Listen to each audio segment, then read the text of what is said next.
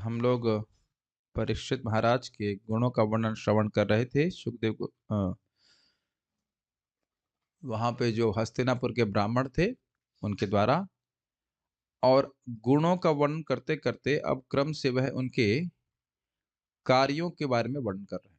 तो आप ये ध्यान रखिएगा कि गुण नहीं, कर्मों का वर्णन कर रहे हैं। उनके जो महान कर्म हैं उनका वर्णन कर रहे हैं। किनका? परीक्षित महाराज के। तो मेरे पीछे बोली कहाँ गए हमारे ऑफिशियल चैंटर? ओ सामने बैठा, ठीक है। आज अब मैं उधर देख रहा था। आज हम लोग 26, 27, 28, 29 करने का प्रयास करेंगे। बहुत ईजी है और उसमें आचार्यों की टीका नहीं है, ना के बराबर ही मान के चलिए। और प्रभुपाद जी ने बड़ी सुंदर टीका करी है, उसके ऊपर जो हाईलाइटेड पॉइंट्स उसको समझाऊंगा। देखिए मैं यहाँ अज्यूम कर लेता हूँ, Shyam Sundar Prabhu welcome. We have one more Shyam Sundar. Where is our मोटा श्याम सुंदर? आ रहे हैं। एक श्याम सुंदर प्रभु आ गए, एक श्याम सुंदर प्रभु आ रहे हैं, ठीक है, वेलकम। उम्मीद है कि आप स्वस्थ हैं, ठीक है। तो देखिए शैली, ये हमारा ग्रुप क्या है? भागवत अध्यापन। अब जो बात स्पष्ट है वो बात स्पष्ट है, जो बात स्पष्ट नहीं है उसको क्लियर किया जाएगा। तो क्लास की गति हम थोड़ी स्पीड थोड़ा तेज कर देंगे। और जो ना समझ में आए वो पूछ लेना कि भाई नहीं समझ में आया, तो उसमें कोई शर्म करने की जरूरत नहीं। यहाँ जो लोग हाथ खड़ा करके प्रश्न करेंगे उनका वीडियो नहीं बन रहा है। तो घबराने की जरूरत नहीं है कि अगर नहीं समझ में आया तो भाई कुछ चीज आपको नहीं पता है तो पूछ लीजिए, नहीं समझ में आया उसी वक्त हाथ खड़ा करके पूछ लीजिएगा, यहाँ सामने भक्तों की सुविधा है। ऐसे एक और बात बोलना चाह रहा था, ये याद करना था मुझे। आज मैं परम पूज्य भक्ति बृहद भागवत महाराज से मिल रहा था, काफी देर बात हो, पहली बार इतनी देर बात हो, almost like 45 minutes, more than that, गोमाता में। तो मैंने कहा महाराज आप क्यों नहीं करते इस तरह से जूम पे क्लासेस और सब करिए? तो क्या मैं जूम वाला नहीं हूँ और मैं इतना मतलब मेरे को लगता है क्या होगा। हमने कहा महाराज आपके ही 2 प्रवचन में सुना था, आप जूम पे सुना रहे थे होली नम के ऊपर। हाँ, तो आपका ही सुना तो मुझे बड़ा प्रेरणा मिली थी। तो फिर बोले कि फिर हमने कहा महाराज एक्चुअली क्या है कि महाराज बोल रहे थे कि जब तक कोई सामने नहीं रहता है तो उतना बोलने में उत्साह नहीं रहता। तब हमने कहा हाँ भाई देखिए इस सारे प्रवचनों में हमारे भक्त जो सामने बैठे उनका बहुत बड़ा योगदान है कि नहीं भाई? हम कल भी देख रहे थे क्लास के बाद, देखा कि एक माता जी को खाना बनना पड़ रहा है, खाना बनाते बनाते सुन रहे हैं। तो अब वीडियो ऑफ रख करके सारे लोग, अब वीडियो ऑफ रहेगा तो जूम पे भी उत्साह नहीं होता क्लास देने में। यहाँ तो वैसे खैर काफी भक्तों का वीडियो ऑन भी रहता है, फिर भी महाराज बड़ा उस दिन बोल रहे थे ना, रिजर्व ऑडियंस। बाकी को जूम पे तो कोई व्यक्ति वीडियो ऑफ कर कुछ भी करने लग जाएगा तो आप कुछ कर नहीं सकते। बहुत अच्छी बात है कि आ रहे हैं, लेकिन बोल रहा हूँ कि सामने वाले भक्तों को भी बहुत बहुत धन्यवाद देना चाहता हूँ कि आप लोग की उत्साह से मैं कुछ भगवान के बारे में बोल पाता हूँ, भक्त लोग भी श्रवण कर पाते हैं, सभी का उत्साह है। अच्छा लग रहा था देखने में। तो देखिए महाराज, शायद अभी महाराज से क्लास सुनने को मिलेगा आप लोगों को यहीं पे। महाराज से रिक्वेस्ट किया, मैंने कहा महाराज आप तत्व अनुकंपा में बोले थे ना, तृप्ति नहीं हुई। कहते हाँ मैं 2 घंटे की 5 क्लास दिया हूँ उसके ऊपर। अब देखिए कहाँ प्रवचन कहाँ है। मैं थोड़ा सा, मैं तो महाराज मुझसे कंप्लेन करता हूँ कि महाराज क्या आप लोग लेक्चर देते हो, कुछ रिकॉर्डिंग पता नहीं कौन किया, कहाँ रखा, आपको मिलेगी नहीं। तो जो भी है, खैर देखिए महाराज, शायद महाराज यहाँ पे रहेंगे भी, पता नहीं, लेट्स सी क्या भगवान की इच्छा, देखते हैं क्या भगवान की इच्छा है। बड़े अच्छे, हम लोग आईआईटी में थे तब महाराज वहाँ पे आए थे, बहुत अच्छे महाराज हैं, बहुत अच्छे, बड़े रिफ्लेक्टिव, बड़ा अच्छा एसोसिएशन मिल गया। खैर हम लोग आज परीक्षित महाराज के बारे में सुन रहे, तो स्पीड थोड़ी तेज रहेगी। मेरे पीछे आप बोलिए। 26वां श्लोक है, राजर्षिणाम जनयिता राजर्षिणां जनयिता शास्ताचोत्पथगामिना शास्ताचोत्पथगामिना निग्रहीता कलेरेश निगृहीता कलेरेश भुवो धर्मस्य कारणात्। भुवो धर्मस्य कारणात्।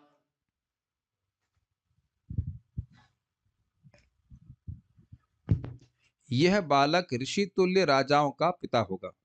विश्व शांति तथा धर्म के निमित्त यह मर्यादा तोड़ने वालों तथा उपद्रवकारियों को दंड देने वाला होगा। संस्कृत देखिए, राजर्षिणाम जनयिता, वह उन राजर्षियों को जन्म देने वाला हो, यानी उन नहीं, राजर्षियों को जन्म देने वाला होगा, अर्थात जन्मेजय। और भी उनके पुत्र हैं, उनका नाम मुझे भी याद नहीं है, किसी को याद हो बताइएगा। मतलब अन्य जो जैसे ये राजर्षि थे, इसी प्रकार से इन्होंने आगे भी राजर्षि को जन्म दिया, अर्थात उसका भी क्लियर हो गया कि भाई ये महाभागवत तो होंगे लेकिन गृहस्थ महाभागवत होंगे, और बड़े दायित्व के संग अगले जो उनका पुत्र होगा वह भी राजर्षि ही होगा। ये बहुत बड़ी एक चिंता एक राजर्षि की होती है कि राजर्षियों की परंपरा बनी रहे ताकि धर्म की स्थापना जगत में रहे। ये क्लियर हुआ पहले शब्द? अच्छा, तो यह उनका कार्य हुआ कि नहीं? क्या कार्य होगा? एक राजर्षि को ही जन्म देंगे। क्लियर? दूसरा, शास्ता च उत्पथगामिनाम। उत्पथ को अगर ऐसे समझ लीजिए, उत्पात करने वाले वैसे उत्पथगामिनाम मतलब जो गलत पथ पे जाने वाले हैं। गामिनः, उत्पथगामिनः जो गलत पथ पे जाने वाले हैं, गलत कार्य करने वाले, उनका शास्ता होगा, शासन कर देगा। उधर नहीं जा सकते, रुको, ऐसे चलना है इस प्रकार से। मतलब ऐसा नहीं है कि अब उनको दंड देने में उसको घबराहट हो, इन लोगों को दंड दूँगा तो कहीं मिसाइल चला देंगे। जो भी है, मतलब उनके सामने कोई ठहर नहीं पाएगा। समझ में आ गया दूसरे शब्दों का लाइन का अर्थ? निग्रहीता कलेर एषा, एषा शब्द आप पहले ले लीजिएगा, एषा मतलब ये बालक। अब इसके 2 अर्थ ले लीजिए। निग्रह का मतलब क्या होता है? कंट्रोल करने वाला। इंद्रिय निग्रह सुना है आपने? इंद्रिय निग्रह मतलब इंद्रिय को संयमित करने वाला। तो कह रहे हैं निग्रहीता कलेर एषा। तो कली का अर्थ एक लिया गया है, प्रभुपाद जी ने लिया है उपद्रवकारी। और दूसरा अर्थ क्या है? साक्षात मूर्तिमान कली, कली को भी निग्रह कर लेगा। तो जो उपद्रव करने वाले उनको भी निग्रह कर लेगा, और जो कली है, कली मतलब समझ रहे हैं, समय, समय को कंट्रोल कर लेगा। आप कहो कि सतयुग में मतलब बवंडर करने वाले लोग हो जाए तो होंगे नहीं, वो समय ऐसा है। और कलयुग में शांति से रहने वाले लोग मिल जाए, ये बहुत मुश्किल है कि नहीं? वो तो देखिए महाराज बड़ा अच्छा बोलते हैं कि भक्त हो जाता है अगर तब सोचता है कि मैं दूसरों को सुख दूं। नहीं तो कोई सोच रहा है दुनिया में दूसरों को सुख दूं, और अगर सोचता भी तो केवल अपना उल्लू सीधा करने के लिए। समझते हैं बातों को? अगर अपनी इंद्रिय तृप्ति नहीं तो दूसरों को सुख नहीं देना चाहता है और ना जानता है, तो उपद्रव करने वाले लोग ही मिलेंगे कली को। लेकिन कली, एक तो उपद्रवकारी वाले जो उपद्रवकारी लोग हैं उनको कंट्रोल किया, और साक्षात कली को भी कंट्रोल करके, दोनों अर्थ यहाँ पे ग्रहण कीजिएगा। समझ में आ रहा है? निग्रहिता कलेरेशा। अच्छा, ये सब क्यों करेगा? भुवो धर्मस्य कारणात्, ताकि भुवो अर्थात भुवि अर्थात पृथ्वी पे धर्म स्थापित, धर्म के निमित्त, धर्म को स्थापित करने के लिए वे ऐसा करेंगे। श्लोक क्लियर हुआ है? एषः अर्थात ये बच्चा, धरती पे धर्म के कारण निमित्त होने के लिए, अर्थात धर्म की स्थापना रहे, इसलिए उत्पथगामी नाम शास्तः अर्थात जो गलत पथ पे, जो कुपथ पे चल रहे हैं उनका शासन करेगा, और साक्षात कली का निग्रह कर लेगा, कली को पकड़ लेगा, ऐसे करेगा, कंट्रोल में ले आएगा। और साथ साथ राजर्षि नाम जनयिता। अच्छा, एक और इंटरेस्टिंग बात है कि न सिर्फ ये देखिए पॉजिटिव और नेगेटिव बात यहाँ पे दिख रही है श्लोक में। राजर्षि को जन्म देगा किस लिए? भुवो धर्मस्य कारणात्, ताकि भूमि पे, पृथ्वी पे धर्म की स्थापना हो, इसलिए राजर्षि को जन्म देगा। ये तो आगे के लिए सोचा। और जब वो स्वयं विद्यमान है तो धर्म स्थापित रहे, इसलिए जो गलत पथ पे जा रहे हैं उनका शासन करने वाले हैं, कली का निग्रह करने वाले हैं। ये बात है, कुछ समझ में आ रहा है? ये पूरा श्लोक का मूल सेंट्रल पॉइंट क्या है? भुवो धर्मस्य कारणात्, भूमि पे, पृथ्वी पे धर्म स्थापित रह सके, इसलिए ऐसा करेंगे। क्लियर? हम बहुत तेज तो नहीं जा रहे हैं? सब कुछ समझ में आ रहा है? ठीक है। अन्वय, एषः राजर्षिणाम जनयिता, यह बालक ऋषि तुल्य राजाओं का पिता होगा, अर्थात जन्म देगा, जन्म कर देने वाला होगा। भुवः धर्मस्य कारणात्, संसार में शांति और धर्म के निमित्त, निमित्त का अर्थ यहाँ पे अर्थ होगा कि इसको बनाए रखने के लिए, एषः उत्पथगामिनाम कलेहे शास्ता, ऐसे बताना ठीक रहता है? समझ में आ रहा है? यह मर्यादा उल्लंघन करने वालों तथा उपद्रवकारियों को दंड देने वाला होगा। अब यह अनुवाद क्यों किया गया है मर्यादा उल्लंघन? मर्यादा मतलब आपको इस लाइन पे चलना है, और पथ का अर्थ क्या होता है? इस पे चल रास्ता, इस रास्ते पे चलो, लेफ्ट नहीं जाना, राइट नहीं जाना। ये मर्यादा का अर्थ होता है कि नहीं? पथ में फॉलो करते हैं इस बात को। तो पथ से डिफ्लेक्ट होने वालों को ना ऐसा नहीं कर सकते। भाई यहाँ पे आप देखते हैं ना कि लेफ्ट पे चलने वालों को, वो क्यों चल रहा है लेफ्ट में? नियम है, और नियम ऐसा नहीं कि रोड बना रहा है। नियम बनाने वाला मतलब नियम को एग्जीक्यूट करने वाला पुलिस है। आप देखिए रॉन्ग साइड जाएंगे तो घबराहट होती है। कुछ वहां से ग्रहण कर लीजिए, रॉन्ग साइड व्यक्ति चला रहा होता है, शायद भारत में घबराहट नहीं होती है, लेकिन लेकिन अमेरिका में तो बहुत घबराहट होती होगी, बहुत घबराहट। ऑस्ट्रेलिया में तो बहुत घबराहट होती है। क्या आप वहां पे हो क्या है? नहीं, भवती इति सुश्रुमा। वहां के लोगों से मैंने सुना है ऑस्ट्रेलिया में तो बहुत स्ट्रिक्ट है, जरा सा भी आप कुछ गलती करेंगे तुरंत फाइन हो जाएगा। तो जो व्यक्ति पथ से कुपथ हो रहा है, उत्पथ हो रहा है, वो डरेगा ना। कब डरेगा? जब पुलिस स्ट्रांग होगी। तो उसी तरह से कह रहे हैं कि जो उत्पथगामी नाम है उनका शास्ता, भले ही उनको पद से जाने की इच्छा हो। नहीं नहीं परीक्षित महाराज, 50-50 कोस पे कोई अगर व्यक्ति उत्पथ होता है तो माँ कहती बेटा उत्पथ मत कर उत्पात मत कर, परीक्षित महाराज आ जाएंगे। ठीक है? अच्छा करिए जो भी है, कहाँ से याद आ गया लेकिन जो भी है, संस्कार मन में रहते हैं और कलह मतलब कली को कंट्रोल कर लेगा वो आप आगे का अध्याय में देखेंगे। वैसे तो कब समझ रहे हैं कली का एक सिम्पटम क्या है? प्रभुपाद ने क्या अनुवाद किया है? उपद्रवकारी, शांति से नहीं बैठेगा। जीने के लिए व्यक्ति शांति से जी सकता है लेकिन किसी न किसी को परेशान ज़रूर करेगा।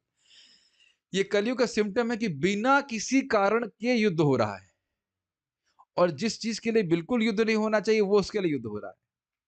इसकी व्याख्या की ज़रूरत नहीं, सब आप लोग समझदार हैं। निग्रहिता का अर्थ हो गया उनका दमन करता होगा, उनको दबा देगा इस प्रकार से। अथवा कलि निग्रहिता का अर्थ होगा कलयुग का दमन करता होगा, कलयुग को उठने नहीं देगा। दमन समझते हैं? दम दबा देना बिल्कुल, उठने नहीं देना।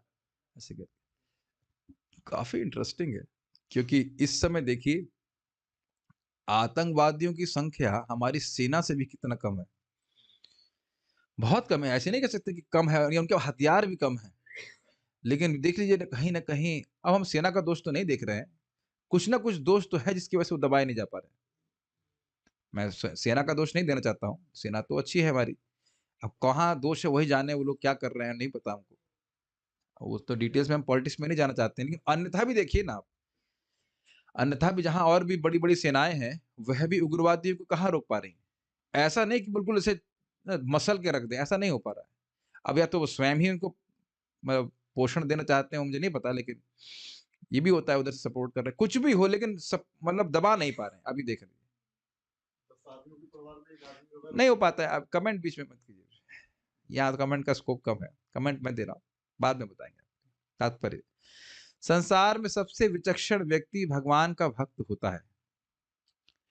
ऋषिगण प्रज्ञावान व्यक्ति कहलाते हैं और ज्ञान की विविध शाखाओं के लिए भिन्न-भिन्न प्रकार के प्रज्ञावान व्यक्ति होते हैं। अतएव जब तक राजा या किसी राज्य का अध्यक्ष सबसे बुद्धिमान व्यक्ति नहीं होता, तब तक वह राज्य के सभी प्रकार के बुद्धिमान व्यक्तियों को वश में नहीं रख सकता। महाराज युधिष्ठिर के कुल की राजसी परंपरा से सारे राजा बिना किसी अपवाद के अपने काल के सर्वाधिक विचक्षण व्यक्ति थे और ऐसी ही भविष्यवाणी महाराज परीक्षित तथा उनके होने वाले पुत्र महाराज जनमेज के विषय में की जा रही थी। ऐसे प्रज्ञावान राजा ही मर्यादा तोड़ने वालों को दंड देने वाले तथा कली अर्थात कली अर्थात या झगड़ालू तत्वों के विच्छेदक बन सकते हैं। जैसा कि अगले अध्याय से स्पष्ट हो जाएगा, महाराज परीक्षित मूर्तिमंत कली का वध करना चाहते थे क्योंकि वे शांति तथा धर्म की प्रतीक गाय को मारने का प्रयत्न कर रहा था। अब आपने एक चीज शायद ना ध्यान दी हो कि श्रील प्रभुपाद जी इस प्रकार से तात्पर्य को क्यों उठा रहे हैं। उठाना मतलब ओपन ही, वाई ओपन्स लाइक दैट कि भगवान का संसार में सबसे विचक्षण व्यक्ति भगवान का भक्त होता है। विचक्षण मीन्स इंग्लिश में क्या लिखे हैं? Wisest man. इसका क्या प्रयोजन है भाई? देखिए शब्द यहाँ पे है उत्पथगामिनाम। तो उत्पथ का अर्थ क्या लिए थे आप? पथ से भ्रष्ट। तो राजा को अगर ठीक से नहीं पता है कि ब्राह्मण का पथ क्या है, समझ गए? क्षत्रिय का क्या है, ब्रह्मचारी का क्या है, सारे वर्ण और आश्रम के अनुसार किसका क्या पथ होना चाहिए, तो पहले तो यह बताइए कि क्या वह निर्धारित कर पाएगा कि ये व्यक्ति पथ भ्रष्ट है या नहीं। एकदम इसीलिए श्रील प्रभुपाद यहाँ पे बोल रहे हैं बात को, किस व्यक्ति का क्या होना चाहिए। एक बात तो ये समझ लीजिए कि इन जनरल भाई इस ये रूल्स क्या हैं यह पता होना चाहिए। अब आप जरा कंपेयर कर लीजिए, क्या आजकल के राजाओं को कुछ पता है वर्ण और आश्रम के बारे में? वर्ण आश्रम के ही बारे में नहीं पता होगा, उनके रूल की बात ही छोड़ दीजिए।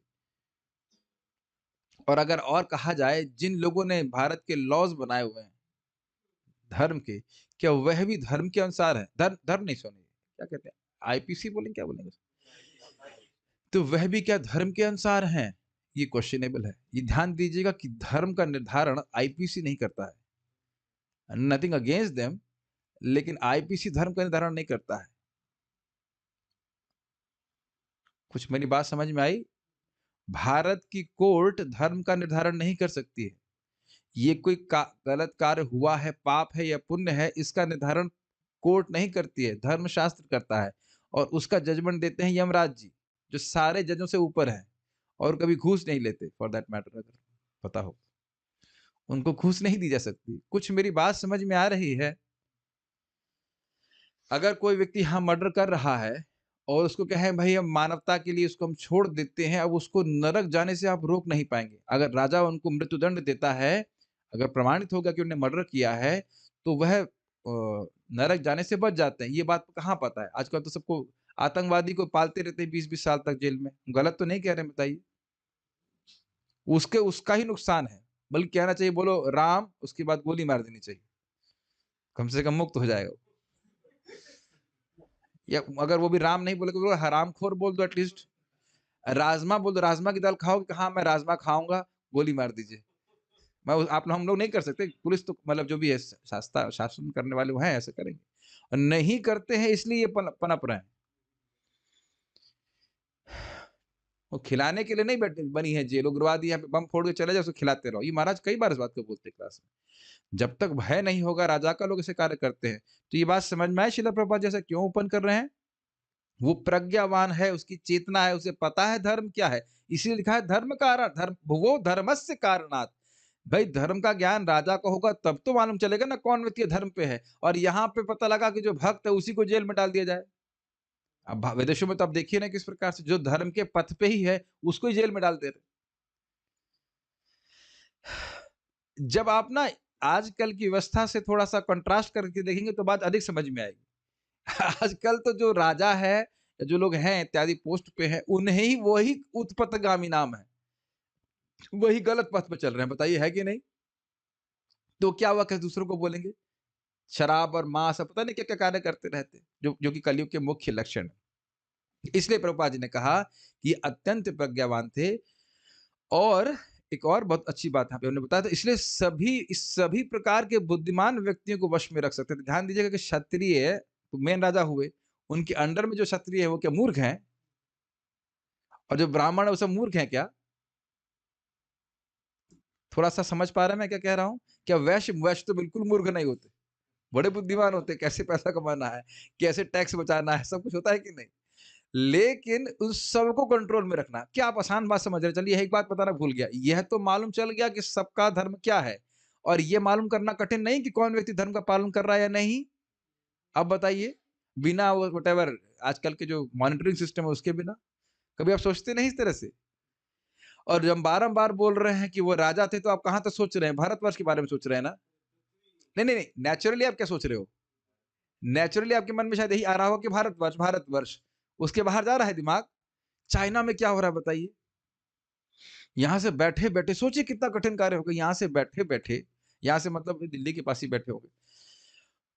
दिल्ली के पास ही तो, वहाँ से बैठे-बैठे चाइना में क्या हो रहा है, रशिया तक क्या हो रहा है और अमेरिका में क्या हो रहा है, सब कुछ उनको पता चल रहा है। That's amazing is it not? अब देखिए कितना कठिन कार्य है। एक शब्द समझ लीजिए उत्पथगामिन, कहाँ पे लोग कुपथ पे जा रहे हैं, वो सब उनको पता रहता है। एक बार प्रभा से पूछा भी था माता जी ने, ये एक ही जगह पे बैठे-बैठे परीक्षित महाराज पूरे विश्व में राज्य कैसे करते थे? तो प्रभुपाद ने कहा, तुमको ये सब सोचने की क्या ज़रूरत है? तुमको ये सोचना चाहिए कि तुम्हारी 16 माला कैसे हो रही है? लेकिन है बहुत आश्चर्य की बात। 2 पॉइंट आपको समझ में आए? एक कि धर्म का पथ क्या है? दूसरा, क्या सभी लोग अपने-अपने वर्ण और आश्रम में सभी मतलब पूरी समाज, एक-एक व्यक्ति क्या धर्म का पालन कर रहा है या नहीं? ठीक है? क्योंकि जो भी कोई पाप करता तो उसका भाग राजा को लेना पड़ता है। क्लियर? ये समझ में आया प्रभुपाद जी क्यों बोले? ठीक है। अच्छा एक और बात, क्योंकि प्रज्ञावान थे तो जान रहे थे कि धर्म की स्थापना करने के लिए मेरे बाद भी मेरे ही जैसा राजर्षि पुत्र चाहिए। तो इसलिए बड़ी रिस्पॉन्सिबिली उन्होंने संतान उत्पत्ति करी। इतनी प्रज्ञा है जनता के पास, राजा के पास। हाँ, इतनी प्रज्ञा ज़रूर है मिनिस्टर के पास कि जैसे मैं खाया हूँ प्रजा का धन, उसके बाद जो अगला लड़का आए, वह भी कम ना खाए, 2 रोटी अधिक ही खाए। क्या ये देख रहे हैं कि नहीं देख रहे हैं आप? है ना? आप सोचते हैं कि ये मिनिस्टर तो बहुत खाए थे, लेकिन इसके बाद जो इनके पुत्र आएँगे वो तो ज़रूर बहुत अच्छा होगा, नई पीढ़ी का व्यक्ति है, लेकिन वो पीढ़ी चेंज नहीं होती है। परंपरा में वो भी उसी प्रकार से दिव्य ज्ञान लेकर के कटाक्ष इंक्लूडेड खाना शोषण करने के लिए आते हैं। क्या ये आप होते हुए देख रहे हैं?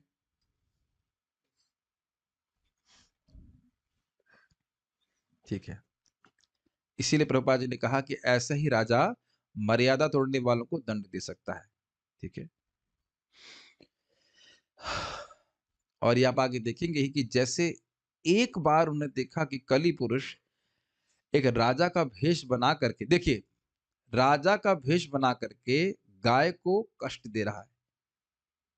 आप आगे देखेंगे डंडे से चोट मार रहे थे और तुरंत समझ गए कि राजा को तो कभी ऐसा, समझ में आ गया, राजा है तो उसे कभी ऐसा नहीं करना चाहिए, कभी कर भी नहीं सकता। तो समझ में आ गया, वो मर्यादा को जानने वाले तो तुरंत उनको दंड देने में समर्थ भी थे। दोनों बातें मिला लीजिए, मर्यादा पता है क्या होना चाहिए और इतना सामर्थ्य होना चाहिए कि वह दंड दे सके। दोनों चीज होनी चाहिए, तब व्यक्ति शासन कर पाएगा। और आप इस समय देखेंगे कि प्राय दोनों ही चीजों की कमी है। कली के लक्षण है सुरा और स्त्रियां। अपना स्त्रियां क्या कली के लक्षण है? तो इसलिए ध्यान से सुनिएगा, ये स्त्रियों को कली का लक्षण नहीं बोला जा रहा है, अवैध स्त्री संघ को कली का लक्षण कहा जा रहा है। क्या स्त्रियां सतयुग में नहीं थी? क्या स्त्रियां और युगों में नहीं थी? तो बहुत ध्यान से आपको तात्पर्य पढ़ना पड़ेगा। स्त्रियां का अर्थ क्या है? यहाँ पे स्त्रियां का अर्थ ये नहीं कि स्त्रियां ही कलयुग का लक्षण हो गई। जो अवैध स्त्री संघ है वह कलयुग का लक्षण है। Make sense? द्यूत क्रीड़ा तथा कसाई घर। द्यूत क्रीड़ा का मतलब स्टॉक आदि भी, स्टॉक्स में जहां पे भी आपको गैम्बलिंग टाइप कुछ करनी पड़े, और कसाई घर, ये चार चीजें कली के लक्षण है। इनका उन्हें निग्रह कर दिया। सुरा मतलब होता है थम्स अप, नहीं, सुरा मतलब होता है, समझ गए ना, सोम रस, मतलब आप समझ गए, शराब इत्यादि। थम्स अप, थम्स इन, व्हाटएवर, ठीक है, शराब। कितने भोले हैं कलयुग के लोग। हम रोज नहीं पीते। रोज नहीं पीते, बस कभी पार्टी में चले गए तो हमने कह रहे भाई जीवन में एक बार पिए हो तो कल नरक में जाना पड़ेगा और वहां लोहा पिलाया जाएगा गर्म। कितने भोलेपन से कहते हैं, आपने देखे ऐसे लोग? हम रोज रोज का हिसाब नहीं हमारा, नियम नहीं हमारा ऐसा कुछ। नियम ऐसा कुछ नहीं, लेकिन भैया पिटाई तो नियम से हो गया। समझ नहीं पा रहे कि इतना पाप इकट्ठा हो रहा है। एक बार शराब पिया है तो नरक में सुन भाई, वीडियो ऑडियो ऑफ कर दो, सुन नहीं पाएंगे लोग शायद, पता नहीं। नरक में लोहे मुंह खोल करके गरम लोहा पिलाया जाता है, मोल्टन आयरन। मेरे ख्याल से ऑडियो चला गया। खैर हमारे तो डिवोटी सब सुनने वाले हैं, लेकिन कोई यूट्यूब पे सुन रहा हो तो समझ लीजिएगा बात। तो जब तक भगवान का नाम हरे कृष्णा कृष्णा कृष्णा कृष्णा हरे हरे, हरे राम राम राम हरे हरे नाम उच्चारण नहीं करता है, तब तो फिर ध्रुवम ध्रुवम नरकम नरकम ध्रुवम अस्ति। ठीक है। तो ये सब कली के लक्षण है, इससे प्रत्यक्ष दिखना चाहिए। क्या है? एता, क्या श्लोक है वो? 16 नाम नाम इति षोडशकम नाम नाम कली कलमश नाशनम। अब क्लियर समझ में आया? कली के क्या नाश है, कलमश है? यही दारू पीना, अवैध स्त्री संग करना, जुआ खेलना और मांस खाना। तो जो भगवान का नाम उच्चारण करेगा उसके हृदय से ये कचरा अपने आप नष्ट हो जाएगा, उसे कुछ अलग से करने की जरूरत नहीं, ये सारी प्रवृत्ति नष्ट हो जाती है। ठीक है। समस्त राज्यों के बुद्धिमान शासकों को चाहिए कि वे महाराज परीक्षित से शिक्षा ग्रहण करें कि किस तरह उन मर्यादा भंग करने वालों का तथा उपद्रव करने वालों का दमन करके शांति तथा नैतिकता स्थिर रखी जाती है।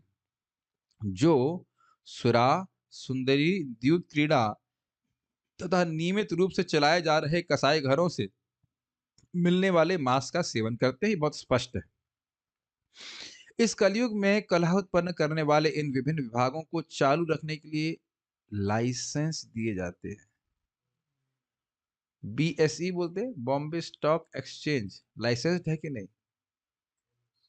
NSE भी है क्या अमेरिका में ऐसे? तो ये हो गया जुआ घर। और बाकी वहां तो कसिनो इत्यादि मैंने सुना है बहुत होते ही हैं। और वहां ने सुना कसिनो में लाइट और घड़ी नहीं होते है ना, कुछ समय का पता ना, वहां पे एक क्षण के लिए भी समय व्यतीत नहीं होता है। मैंने सुना लाइट नहीं होती है, और वहां पे जैसे नरक जैसा ना, नरक में भी लाइट नहीं होती, लाइट नहीं होती है, और घड़ी नहीं होती, घड़ी ना देख सके। एनीवेज, काश हम लोग जब में ऐसा कर सकते हैं। हम तो जब पकड़ते ही घड़ी देखना शुरू कर देते हैं, घंटा बजेगा कब। ठीक है। एनीवेज, ये और कौन से लाइसेंस, कसाई घर के लाइसेंस दिए जा रहे हैं और वैश्यालयों के भी लाइसेंस दिए जा रहे हैं, अच्छा खासा है मेरे ख्याल से। लाइसेंस क्या मतलब अलाउ किया जाता है इस तरह से। और शराब का तो लाइसेंस होता ही है इसमें तो खैर वो तो बल्कि लिखा देता है सरकारी शराब की दुकान, ठेका ठेका सरकारी शराब का ठेका, बताओ। कॉन्ट्रैक्ट ठेका दे रखा है कि आप यहाँ से लोगों को नरक भेजते रहें, कुछ आका तो लोग रह जाएं तो फिर भी भेजिएगा उनको। अच्छा, अब हम सब ये सब हम यहाँ पे रिकॉर्डिंग नहीं बोल सकते, लेकिन उसका कोई हमारे पास डेटा नहीं है इसलिए ठीक है। इस कलयुग में कलह उत्पन्न करने वाले इन विभिन्न विभागों को चालू रखने के लिए लाइसेंस दिए जाते हैं। और कितने आश्चर्य की बात है कि चारों कार्य फ्री में नहीं होते, बहुत कॉस्टली, अभी भी और आगे भी। अभी तो पैसा खर्च करना पड़ रहा है, आगे पिटने की बहुत जो दुख है उसका कॉस्ट है। और बताइए भगवान का नाम जप करने में क्या खर्चा है? कोई खर्चा नहीं है। 20 रुपए 30 रुपए की माला जिंदगी में चलेगी, 100 रुपए वाली माला ले लो, गलत तो नहीं कह रहे हैं। माला तो ऐसा तो नहीं कोई व्यक्ति कहे माला मैंने इतनी घिसी घिस गई पूरी खत्म हो गई माला ऐसा तो कोई उपस्थित है नहीं, इतना तो माला नहीं कर सके ना। चमक जाती है लेकिन इतनी तो नहीं घिसती है कि खत्म हो जाए, और खत्म हो जाएगी तो फिर कोई स्पॉन्सर कर देगा, उसमें क्या है 100-200 रुपए। और मट्ठा भगवान का पी लीजिए, भगवान को अर्पित है कि नहीं। संत महाराज बोलते हैं मट्ठा पी के संतुष्ट हो जाओ, पानी पी के संतुष्ट हो जाओ, प्रसाद खा के संतुष्ट रहो, या एक पत्नी से संतुष्ट रहे। तो वो सब ना करके व्यक्ति नरक जाने के लिए व्यक्ति पैसा खर्च कर रहा है।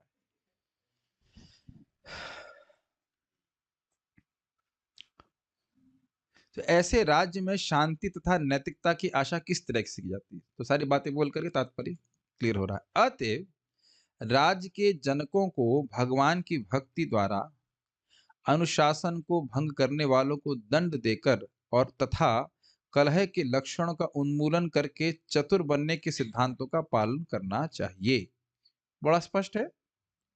यदि हम प्रज्वलित अग्नि चाहते हैं तो सूखे ईंधन का प्रयोग करना पड़ेगा, क्योंकि प्रज्वलित अग्नि तथा गीले ईंधन का मेल नहीं होता। शांति तथा नैतिकता वहीं फल फूल सकती है जहां महाराज परीक्षित तथा उनके अनुयायियों के सिद्धांतों का पालन होता हो। देखिए एक बात, सीधी बात समझ लीजिए कि देखिए धर्म की स्थापना में बल की बहुत आवश्यकता है, कि कुछ लोग ऐसे महात्मा होते हैं जो कभी प्रेम से बात नहीं सुनेंगे कि तो हरे कृष्णा करी शांति से रही, है कि नहीं। तो उनको दंड देना ही पड़ता है। ऐसा नहीं कि राजा का द्वेष है लेकिन वो हरि नाम करना नहीं सुनेंगे, ऐसा नहीं कि हरि नाम दिया नहीं जा सकता उनको या उनको कहा नहीं जाए, लेकिन वह बम फोड़ेंगे ही। तो इसलिए एक क्षत्रिय को, क्षत्रिय का अर्थ होता है क्षत्र, वह मतलब क्षति पहुंचा करके रक्षा करता है। तो इस प्रकार की जब मान लो कोई उग्रवादी वो बम फोड़ रहा हो, उसको बोलो कि तुम शांति बनाए रखो, वो काम नहीं चलेगा, उस तरह से नहीं होता है।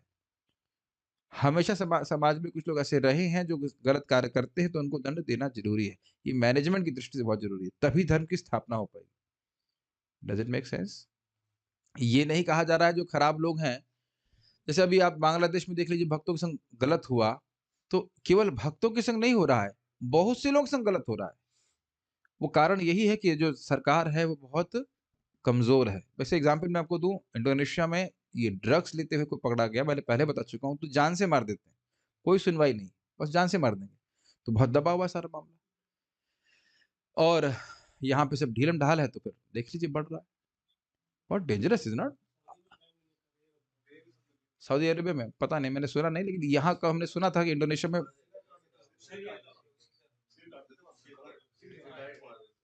मार देते हैं, तो सब है। तो कुछ ये सब एक्चुअली क्या है ना कि कठिनाई ये है कि जो राजा है उसकी ट्रेनिंग धर्म के सिद्धांत के ऊपर होगी तो गलती नहीं होती है। अब परीक्षित महाराज की मतलब उसमें कोर्ट में 20 साल कोई केस नहीं चलता था, ये बात समझ रहे हैं। भक्ति विनोद ठाकुर जी भी तो डिस्ट्रिक्ट मजिस्ट्रेट थे, तो कितना कुछ घंटों में ही कुछ उसमें सुनवाई कर देते थे, समझ में आता क्या है क्या ऐसे करके। तो उनके सामने झूठ का तो कोई स्कोप ही नहीं है परीक्षित महाराज के सामने, ठीक है ना। तो किसी को भी किसी के प्रति अन्याय नहीं होता, तो इसलिए क्या कहेंगे उसको, एरिस्टोक्रेसी बोलते हैं, क्या बोलते हैं, नहीं ऑटोक्रेसी, ऑटोक्रेसी कहेंगे ना। राजतंत्र है लेकिन वह राजतंत्र निरंकुश नहीं है, ब्राह्मणों के अनुगत्य में धर्म का पालन करते हुए राजतंत्र चल रहा है, तो उसमें कोई कठिनाई नहीं है। अभी देखिए प्रजातंत्र क्या है, किसी को धर्म के बारे में नहीं पता है, कोई धर्म की ट्रेनिंग नहीं है। तो अब इसे बहुत लंबा बोल सकते हैं, लेकिन अभी प्रभुपाद हम बता रहे हैं कि प्रज्वलित अग्नि तथा गीले ईंधन का मेल नहीं होता। यह क्यों बोल रहे हैं, समझ में आ रहा है कुछ? मैं जो समझ रहा हूँ इस तरह से कि भाई देखिए, अगर धर्म रूपी अग्नि चलानी है तो आप ये खटर मटर वाले लोग नहीं रख सकते आप। ये लोग खटर मटर समझ रहे, जो जो कुपथगामी हैं वो धर्म का पालन नहीं करेंगे, तो इसलिए उनका दमन करना आवश्यक है। बस इतनी बात समझ रहा हूँ, आगे बढ़ते हैं। ठीक है, समझ में आ गया क्या क्रिया करते थे? एक, उन्होंने राजर्षि को जन्म दिया, जन्मेजय को, ताकि आगे धर्म की स्थापना हो, और अन्य जो गलत करने वाले लोग थे उनका दमन किया, समर्थ थे वो। उसके बाद वो एक प्रश्न किया गया था कि मृत्यु के बाद उनको क्या गति प्राप्त हुई, याद है? प्रेत्य कथा, सप्रेत्य गतवान गथा, यथाशक्ति था। मरने के बाद वो कहाँ गए, तो उसका उत्तर यहाँ पे प्राप्त हो रहा है। तक्षकादात्मनो मृत्यु तक्षकादात्मनो मृत्युं द्विजपुत्रोपसर्जिता द्विजपुत्रोपसर्जितात् प्रपत्स्यत उपश्रुत्य प्रपत्स्यत उपश्रुत्य मुक्तसंगः पदं हरिः। मुक्तसंगः पदं हरेः। तक्षकादात्मनो मृत्युं द्विजपुत्रोपसर्जिता तक्षकादात्मनो मृत्युं द्विजपुत्रोपसर्जितात् प्रपत्स्यत उपश्रुत्य मुक्तसंगः पदं हरिः। प्रपत्स्यत उपश्रुत्य मुक्तसंगः पदं हरेः। बहुत स्पष्ट है। वह ब्राह्मण पुत्र के द्वारा भेजे गए तक्षक नाग के डसने से अपनी मृत्यु होने की बात सुनकर समस्त भौतिक आसक्ति से अपने आप को मुक्त करके भगवान को आत्मसमर्पण करके उन्हीं की शरण ग्रहण करेगा। तक्षकः आत तक्षकात तक्षकात आत्मनो मृत्यु, तक्षक के द्वारा, तक्षकात दिख रहा है, तक्षकात देख पा रहे हैं आप लोग? वो संधि के कारण तक्षकात हो गया है। तक्षकात, तक्षक के द्वारा आत्मन, आत्मनः मतलब अपनी मृत्यु, मृत्यु को, जो द्विजः पुत्र ब्राह्मण के पुत्र के द्वारा उपसर्जितात भेजा गया था। उपसर्जितात का अर्थ होता है भेजा गया था, या कहा गया था कि भेजा जाएगा, उसको उपसृत्या, यह सुनकर, ये समझना होगा, कथा कुछ लोग नहीं जान रहे होंगे, कथा से आ जाएगी कि श्रृंगी ऋषि ने के समिक ऋषि के बेटे श्रृंगी ने ये शाप दिया था। शाप क्यों दिया था वो हम आगे सुनेंगे, जो लोग जानते हैं वो सब जानते हैं, लेकिन आगे हम बताएंगे। उनको शाप दिया था कि 7 दिन के अंदर जिसने भी मेरे पिता के ऊपर सांप फेंका है वह मारा जाएगा तक्षक के द्वारा। ठीक है, तो उस समय क्या परीक्षित महाराज वहां पे उपस्थित थे जब वो शाप दे रहे थे? नहीं, तो इसीलिए कह रहे हैं उपश्रुत्य, सुन करके, अन्यों से सुन करके कि द्विजपुत्र अर्थात श्रमिक ऋषि के पुत्र श्रृंगी ने शाप दिया है। क्या शाप दिया है? तक्षक आएगा, तक्षक उपसर्जितात अर्थात तक्षक भेजा गया, उसके द्वारा भेजा गया मतलब भेजा जाएगा 7 दिन के अंदर। किस लिए? आत्मनः मृत्यु की, मेरी मृत्यु के लिए तक्षक भेजा जाएगा द्विजपुत्र के द्वारा। यह सुन करके वह प्रपत्स मुक्त संगः, भौतिक, या ऐसे कहिए प्रपस्यतः का अर्थ है शरण ग्रहण करने पर, इन्होंने भगवान हरि की शरण ग्रहण करी और मुक्त संगः, सभी प्रकार की भौतिक आसक्तियों से मुक्त होकर के हरे पदम, भगवान हरि के पद को प्राप्त किए। कठिन हुआ? ठीक है, ओके। अन्वय एषः सप्लाई किया गया है। यह बालक द्विजपुत्र उपसर्जितात, ब्राह्मण पुत्र द्वारा भेजे जा रहे तक्षकात, हलंत होना चाहिए तो स्पेलिंग मिस्टेक है, तक्षक नाग के डसने से आत्मनः मृत्यु उपसृत्या, अपनी मृत्यु को सुनकर, समझते जा रहे हैं, मुक्त संगः, समस्त भौतिक आसक्ति से मुक्त होकर, हरे, भगवान हरि को आत्मसमर्पण करके, पदम, उनके स्थान की, प्रपश्यते, शरण ग्रहण करेगा। दोनों अर्थ तरह से ले सकते हैं कि एक है कि भगवान श्री हरि की शरण ग्रहण करके भगवान के धाम की प्राप्ति कर लेगा, और दूसरा है कि भगवान के घर, भगवान के चरणों की शरण प्राप्त करेगा। वो एक ही अर्थ है। और भौतिक आसक्ति से मुक्त होने का अर्थ यही है कि शरीर के प्रति जो भी आसक्ति जीव की होती है, उससे मुक्त हो जाएगा भगवान की कथा श्रवण करके। ठीक है, समझ में आ गया? बड़ा तेज समझ रहे हैं आप लोग। प्रभु जी अब धीरे समझेंगे तो क्लास और लंबी होगी, तो अब मौके की नजाकत को देखते हुए हाँ बोलना ही सही रहता है कि नहीं? अब रोज सुनना है, इतना ज्यादा प्रश्न करेंगे तो और 2 घंटा एक्स्ट्रा हो जाएगा। उम्मीद है कि समझ में आ रहा होगा। एटलीस्ट सुनिए और इसको कभी मत पढ़िएगा। जब कभी आपको क्लास देनी हो तब पढ़ना, उससे पहले नहीं पढ़ना। आप कितने भी कटाक्ष कर लीजिए प्रभु जी, हम लोग ने ना एक से जाड़े में सरसों का तेल लगा लेते हैं, ठंड कम लगती है, उसी तरह से कुछ भी कर लीजिए, हम पढ़ने वाले नहीं है कि नहीं? कितना भी कटाक्ष कर लीजिए, आप बोलने में कटाक्ष तेज है, हम सहने में तेज है, कोई बात नहीं। जैसे हिमालय की ओर बारिश होती है तो क्या है, बारिश खत्म हो जाती है, हिमालय तो वही खड़ा रहता है। ये अभी सुनने वाले धृतराष्ट्र के केस में। आप तात्पर्य, भौतिक आसक्ति, पता नहीं आप लोगों को कैसा लगता है, हमको तो बड़ा अच्छा लगता है जब हमको श्लोक सीधे समझ में आ जाता है। ऐसा मत सोचिएगा कि मुझे जब हम पारायण करते तो सारे श्लोक का अर्थ पता रहता है। जैसे जैसे मैं पढ़ा रहा हूँ वैसे वैसे समझ में आता जाता है, क्योंकि तब देखता हूँ शब्द का अर्थ ये है। देखिए ना, प्रपश्यते कहीं भी लगा लेंगे, भगवान की शरण ग्रहण करके हरि के पद को प्राप्त किया। और यह भी है कि सब भौतिक आसक्ति से मुक्त होकर के भगवान श्री हरि के शरण लेकर के उनके चरणों की शरण प्राप्त करी, वह भी करते। तो थोड़ा थोड़ा सा चेंज हो जाता है और बड़ा अच्छा लगता है समझ में आने में। तात्पर्य देखते हैं, भौतिक आसक्ति तथा भगवान के चरण कमलों की शरण ग्रहण करने में कोई मेल नहीं है। इसको हाईलाइट क्यों किया गया है? ऑब्वियस है, अगर पूर्व दिशा में जा रहे हैं तो पश्चिम में कितना जाएंगे?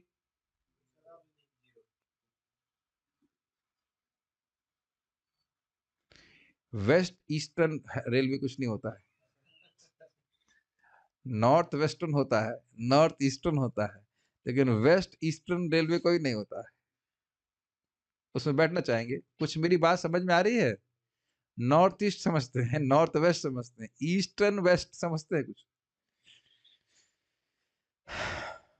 ये इधर दिशा है, वो उधर दिशा है। यही हम लोग की कठिनाई है। बुद्धि तो क्या कह रही है, भगवान की तरफ जा रहा है, लेकिन मन क्या कह रहा है, अभी नहीं। है कि नहीं? यार ऐसा नहीं है, भक्त लोग चाहते भी, मन भी चाहता है, लेकिन फिर भी संघर्ष रहता है। तो कोई कहे कि मैं इस जगत में, एक बात समझ लीजिएगा कि अगर इस जगत में महान बनना चाहते हैं तो आपने लिख दिया है कि भगवान की शरण में नहीं जाना चाहता। क्या उदाहरण है? जेल में अगर हीरो बनना चाहते हो, कहो कि मैं जेल से बाहर निकलना चाहता हूँ, what do you want to say? मम जन्मनि जन्मनीश्वरे। अरे भाई, भक्त जेल में नहीं रहना चाहता है, जगत में नहीं रहना चाहता है। यदि भगवान की इच्छा है तो ठीक है, जन्म ले लेंगे, लेकिन उनकी खुद की कोई विशेष इच्छा नहीं जन्म लेने की। इससे पहले मैं आगे बढ़ूं, ये एग्जाम्पल समझ में आ रहा है? या तो एक बात बोलिए, जेल से बाहर निकलना चाहते हैं, यही बताइए कि जेल में हम खाना पकाने वाले इंचार्ज बनना चाहते हैं, क्या बोलना चाहते हैं बताइए? मैं बोल रहा हूं कि ये क्लियर होना चाहिए कि हम जेल से बाहर निकलना चाहते हैं या जेल में रहना चाहते हैं, कुछ उच्चतर पद प्राप्त करना चाहते हैं। तो अपने हृदय में चेक कीजिए कि हमारी कितनी टेंडेंसी है। क्या इस जगत के कार्यों को करने में हमको अच्छा लग रहा है? Do we enjoy what we are doing in this world? कुछ तो फीलिंग अलग आ रही होगी जूम पे और रूम में सुनने में। समझ में आ रहा है? देखा भाई, ये तो बड़ी दिक्कत है, हमको जगत में तो कार्य करने अच्छे लग रहे हैं, और ये कार्यों का संबंध सीधे भगवान से है कि नहीं, ये एक प्रश्न हो बन सकता है। नहीं, और डिवोटीज आर डिवोटीज, हर एक की एक इच्छा है, कोई दिक्कत नहीं है, लेकिन ये विचारणीय बात है। मजाक करने का अधिकार तो है हमारे पास, है कि नहीं? वैसे इसका एक बात ये भी है कि हम सभी के अंदर प्रकृति पे प्रभुत्व जताने की क्षमता है, क्षमता नहीं, इच्छा है। तो उसको कम से कम भगवान की सेवा में लगाने का प्रयास तो करें, अगर हो सके तो। धीरे धीरे करके शुद्ध हो जाता है। लेकिन ये बात भी अच्छी है कि व्यक्ति भक्ति करता रहे नियमित रूप से, तो अब वो जो अच्छा लगने की प्रवृत्ति वो एकदम समाप्त हो जाए। करे तो सही कम से कम कुछ दिन जम करके, फिर उससे होगा नहीं भाग्य कार्य। परम पूज्य गौर कृष्ण महाराज बड़ा अच्छा बोलते थे, कहते थे कर्म छोड़ने नहीं पड़ते हैं, कर्म छूट जाते। ये बहुत अच्छा लगता, होता ही नहीं है, संकल्प भी नहीं उठता है कि ऐसा करे व्यक्ति। तो अब इसलिए, क्योंकि भगवान की भक्ति सभी प्रकार के लोगों के लिए है, तो ऐसा नहीं है कि व्यक्ति कुछ कर रहा है तो नहीं कर पाएगा। लेकिन बात यही है कि शरणागत होना है, तो भक्त का भाव क्या है, मैं इस जगत का हूं नहीं, जब तक मैं जगत में हूँ, वो भी पता नहीं कब तक, जब तक हूँ तब तक शरीर मेरा ठीक से चल जाए उतना काम करना होता है जगत में। स्वाभाविक सी बात है कि सभी लोग ब्रह्मचारी आश्रम नहीं ज्वाइन कर सकते, यद्यपि सबके लिए दरवाजे खुले हैं, लेकिन जाने के लिए अधिक खुले हैं, आने के लिए कम खुले हैं, शायद ऐसा कुछ है। लेकिन जो भी है, ऐसा संभव नहीं तो इसलिए हम उसको नहीं टच कर रहे। लेकिन इस जगत की भोक्ता की भावना अगर बढ़ी हुई है, तो कठिनाई है भगवान की शरणागत होने में। लेकिन वह भी घबराने की जरूरत नहीं। प्रभुपाद जी कहते हैं अगर कोई शरणागत नहीं भी हो रहा है, तो भी भगवान की भक्ति करे, नामोच्चारण करे, और नामोच्चारण से जब वो शुद्ध हो जाएगा तो शरणागति की भावना आ जाएगी। चेतन चरितामृत में समझाते हैं। अरे समझ रहे हैं शरणागति का मतलब? भगवान मैं आपकी सेवा में आया हूँ, मैं काम इच्छाओं से की सेवा करता रहा, मैं उनकी अब सेवा नहीं करना चाहता और आपकी सेवा करना चाहता हूँ। यही शरणागति का अर्थ है कि नहीं? सिंपल। तो अब अगर हम कहें कि हम काम इच्छाओं की भी सेवा करते रहेंगे और भगवान की सेवा करते रहेंगे तो काम बनेगा नहीं। ऑल्दो वैसा भी करते ही है लोग कि भगवान की सेवा भी करना चाहते हैं और कुछ भोग भी करना चाहते हैं। इसे कहते हैं मिक्स्ड डिवोटी। तो धीरे-धीरे करके मिक्स्ड डिवोटी अंततः अथवा निष्काम बन जाता है। इसलिए कोई व्यक्ति सकाम डिवोटी नहीं। यह भी बात है चक्रवर्ती पर। फिलॉसफी को अलग-अलग एंगल से देखना चाहिए। और यद्यपि भौतिक इच्छा है, लेकिन मान लो इच्छा है कि मैं निष्काम भक्ति प्राप्त करूं और भक्ति कर रहा है, तो तीव्रता से सारी भौतिक इच्छाएं समाप्त हो जाएंगी। ये एंगल भी है। ये एंगल किसी को समझ में आया बात का? भौतिक आसक्तियां हैं, लेकिन बनना क्या चाहते हैं? एकदम निष्काम। तो भक्ति किस लिए कर रहे हैं? उस भोग की इच्छा को प्राप्त करने के लिए नहीं। वो जो इच्छा है वो भगवान जैसे करें पूरी, लेकिन मैं भक्ति कर रहा हूं भगवान की भक्ति प्राप्त करने के लिए। ये अगर इस एटीट्यूड से करता है, बहुत तीव्रता से, सबसे तीव्रता से उसके हृदय में वैराग्य उत्पन्न हो जाता है। बस ये बात दिक्कतें होती है ना, प्राय लोगों को समझ में नहीं आती सब बातें। अगर समझ में आने लग जाए तो भक्ति बहुत तीव्रता से कार्य करती है। नहीं तो आप कहेंगे कितने समय हो गया इनको, क्यों इस प्रकार की बातें कर रहे हैं? तो मेन बात है उसका मेंटल एटीट्यूड क्या है कृष्ण भक्ति करने में। ठीक है, एनीवेज ये सब बातें हैं यहाँ पे। तो यहाँ पे बात प्रभुपाद जी ने क्यों बोली? मुक्त संगः प्रपश्यतः। वह हर प्रकार की भौतिक आसक्ति को त्याग करके भगवान की शरण ग्रहण की। इसलिए प्रभुपाद जी ने तात्पर्य को इस प्रकार से ओपन किया। Is it going sinking in? बहुत फास्ट जा रहा है सब कुछ। फास्ट तो जा रहा है, लेकिन उम्मीद कर रहा हूं कि आप समझ पा रहे हैं। शब्द था ना मुक्त संगः, एक और तरह से समझ लीजिए। मुक्त संगः एक कहानी से समझ में आ जाएगा। शिला भक्ति सिद्धांत सरस्वती ठाकुर इस कहानी को सुनाया करते थे कि एक बार एक शादी की पार्टी थी। क्या कहते हैं उसको? नहीं, शादी की पार्टी मतलब शादी का जो जुलूस होता है। अरे इंग्लिश में नहीं पूछ रहा हूँ, बारात। हाँ हिंदी में बोलते बारात।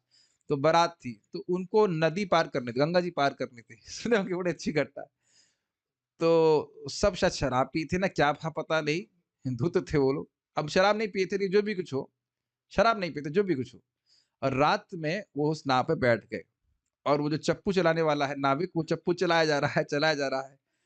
और सुबह हो गई और देखा कि अरे शादी की पार्टी पूरी बीत गई और ये तो वहीं पे खड़े हैं। तो कहते तुमने लग रहा चप्पू नहीं चलाया? तो कहते नहीं नहीं साहब, हम पूरी रात चप्पू चलाए हैं। तो कहते चप्पू समझते? हाँ हाँ चप्पू, चप्पू चला। कहते क्यों हमारी नाव आगे नहीं बढ़ी? तो कह रहे वो आपने लंगर नहीं उठाया था। लंगर समझते? नहीं लंगर समझते, एंकर, एंकर वो ही लगा। तो ये अहम क्या, मैं शरीर हूँ और शरीर संबद्ध वस्तुएं मेरी हैं, ये भावना का लंगर है जो डाल के व्यक्ति रखता है। और उसके आधार पर ही भजन करेगा। तो भजन तो कर रहा है, लेकिन थोड़ा प्रकृति में उसको कठिनाई होगी। पर हमारे गुरु महाराज बोल रहे थे कम से कम सुबह हुई थी और ने लंगर उठाया था। अब ऐसा नहीं है कि भक्ति कर रहा है तो ये अहम ममत्व समाप्ति नहीं होगा, लेकिन ये बात आपको समझ में आनी पड़ेगी। श्लोक समझ में आया? श्लोक के अनुसार क्या प्रभुपाद बोल रहे हैं? मुक्त संगः, वो सारी भौतिक आसक्ति को त्याग करके चले गए। ये समझ लीजिए कि ये आसान नहीं होता, इसीलिए पैसा इकट्ठा नहीं करना चाहिए। पैसा इकट्ठा करेंगे, परिवार इकट्ठा करेंगे, अंत तक आसक्ति रहती है। कैसे छोड़े, कैसे छोड़े, क्या से क्या हो, इतना मेहनत से इकट्ठा किया है, ये वो। आवाज नहीं आ रही कुछ? आवाज नहीं आ रही? आवाज आ रही कुछ? बहुत कठिन होता है। मैं आप लोगों को कुछ नहीं कह रहा हूं, मैं अपनी ही बात कर रहा हूं। 3,000 रुपए के बर्तन खरीदे थे अपनी मेहनत मेहनत तो नहीं किया था, कमाई से। और जब छोड़ कर आ रहा था यहाँ पे मंदिर, तब लग रहा था ये बर्तन का क्या करेंगे। मैंने कहा अरे भाई जगह छोड़ रहे हैं तो बर्तन के पीछे पड़े हो। लेकिन एक हृदय में इच्छा आई थी, अपने पैसे से कमाए थे ना वो 3,000 रुपए के बर्तन। अब जो लोग करोड़ों रुपए के महान महान वस्तुएं बना रहे हैं, अब उनकी कितनी आसक्ति होगी तो अपने हृदय में चेक कर ले। भक्त तो बोल भी रहे थे, पता नहीं अभी यहाँ पे है कि नहीं, प्रभु जी पैसा कमाने की इच्छा तो नहीं, लेकिन जो है वो चला जाएगा उसका बहुत भय होता है। हमने कहा ये पूरा शरीर ही चला जाएगा, आप धन की बात कर रहे हो।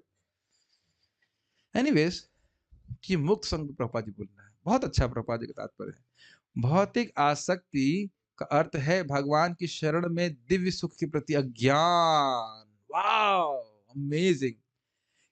क्यों मैं अमेजिंग बोल रहा हूं? देखो, हमें सुख चाहिए, है कि नहीं? और नहीं तो आप के लिए कुछ भी कार्य कर रहे हैं। सुख चाहिए, लेकिन यह नहीं पता है कि भगवान की भक्ति करने में ही सच्चा सुख है, इसलिए इस तथाकथित कचड़े से चिपका हुआ है व्यक्ति, है कि नहीं? एकदम टोटल अज्ञान कि भगवान की भक्ति करने से कितना सुख मिलेगा। कितना मिलेगा बताओ? असीमित। विश्वास ही नहीं होता है लोग। असीमित, यहाँ तो असीमित कुछ मिलता नहीं है। खूब तेल निकाल लेते मेरा, उसके बाद थोड़ा सा चने डलते मेरे सामने, यही तो हो रहा है। हम लोग सोचते भी हैं कि मान लो किसी व्यक्ति को बोलते हैं $1,00,000 सैलरी है, क्या उससे कम से कम $20,00,000 काम नहीं कराते होंगे? हमें तो नहीं पता है रेशियो क्या, ऐसे ही रेशियो होता होगा। आप लोग को कैसा होता है? ऐसे होता है, 10% देते होंगे आपको, उससे भी कम, 10% से भी कम, 7% रहता। मुझे नहीं पता, मैं तो कभी काम नहीं किया, खाली था वहां पे। बताइए, और एक नाम से कितना लाभ है? अनंत लाभ है। एकदम तो पहली बात तो लोगों को विश्वास ही नहीं हो सकता, इतना कैसे देने वाले हैं। सुदामा ने चावल दिया, भगवान ने पर वो महल दे दी उसको। महाराज कई बार बोलते हैं कि बाहर के अन्य लोग पर्वत के समान लेंगे आपसे ले, और आपको एक तिल के बराबर देंगे, और ये प्रैक्टिकल आपने प्रमाणित किया। और भगवान तिल के समान लेते हैं और पर्वत के समान देते हैं, और फिर भी कहते हैं मैं तो कुछ नहीं दे रहा, मैं तो कुछ नहीं दे रहा। कौशिक जी को समझ ही लीजिए। भागवत में हमारे जोक समझने के लिए भागवत समझनी पड़ेगी। बलि महाराज कहते हैं कौशिक जी नाम के व्यक्ति थे, केवल भगवान विष्णु को जल दिए और जल देने मात्र से उनको इंद्र पद दिया गया। तो आप लोग जल भी नहीं देंगे भगवान को, विचार कर सकते हैं। कल इतना सुंदर बात पढ़ रहा था, वो भक्ति संदर्भ ऊपर से लेके आ रहा था, इतना सुंदर। एक भक्त पहले बोले थे, मुझे विश्वास नहीं होता कहां से बोले, कह रहे थे मुझे प्रमाण कल मिल गया कि जहां शालिग्राम होते हैं हमारे यादवपति प्रभु के पास तो है ही, उसके 8 किलोमीटर की रेंज में कोई कीड़ा भी मरता है तो वैकुंठ की प्राप्ति होती है। I was amazed। और जब वो भक्त बोले थे तो मुझे लगा कहां से इसका रेफरेंस है। जीव गोस्वामी जी भक्ति संदर्भ में श्लोक से कोट करते हैं। हमने कुछ चिंता करने की जरूरत नहीं, रूम में रखने की जरूरत नहीं, मंदिर में है बहुत शालिग्राम, हम 8 किलोमीटर के अंदर रह रहे हैं, वहां तो खैर धाम है। ये कि चला बहुत जगह जगह सनक सनंदपुर के पास में ही है। घबराइए, मतलब आप लोग पहुंच जाएंगे, बस छोड़ना मत। 8 किलोमीटर की रेंज से बाहर नहीं जाना।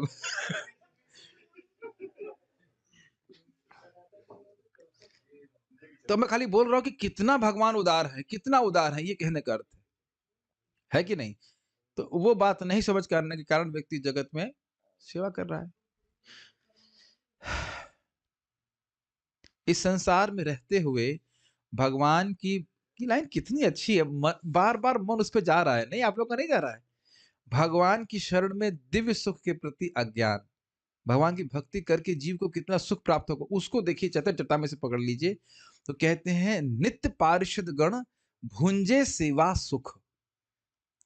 और ये नित्यबद्ध जीव हैं, वह नरक आदि दुख भोगते रहते हैं, और जो भगवान के पार्षद हैं वो नित्य ही नाम रूप गुण लीला आदि भगवान की सेवा का नित्य ही सुख भोगते रहते हैं।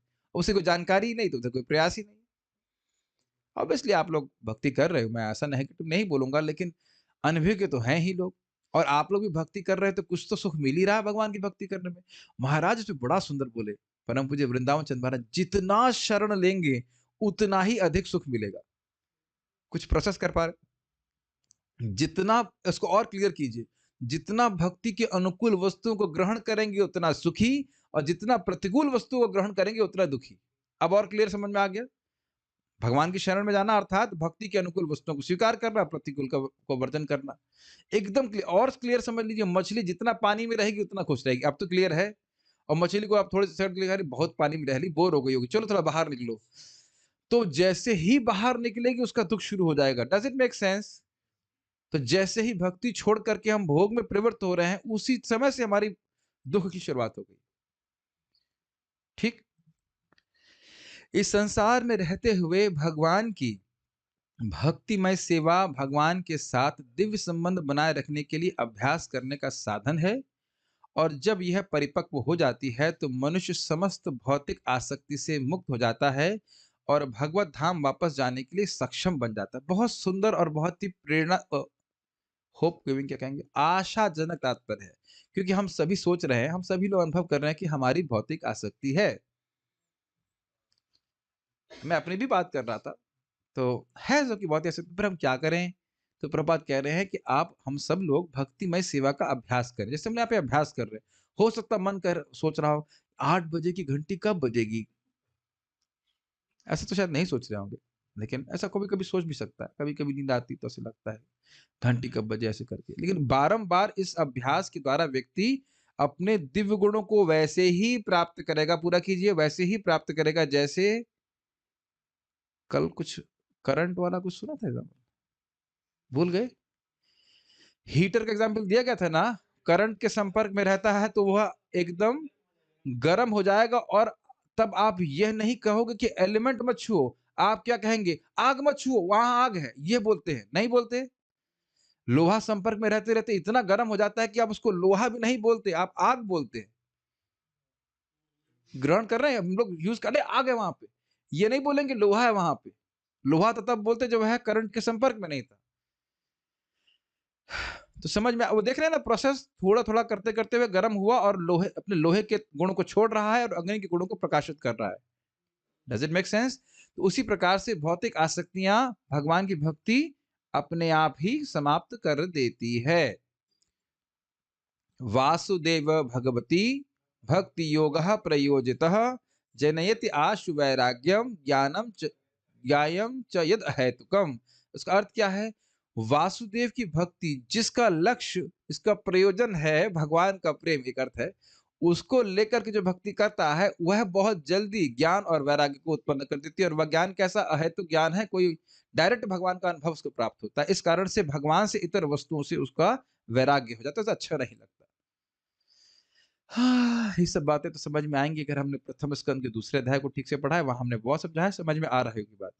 तो क्यों ये होप गिविंग बोला मैंने? यद्यपि हमारी भौतिक आसक्ति है, लेकिन भगवान की भक्ति के निरंतर अभ्यास, प्रतिदिन के अभ्यास के द्वारा व्यक्ति क्रमशः भौतिक आसक्ति को त्याग कर मुक्त संग होकर के भगवान की शरण ग्रहण कर सकता है।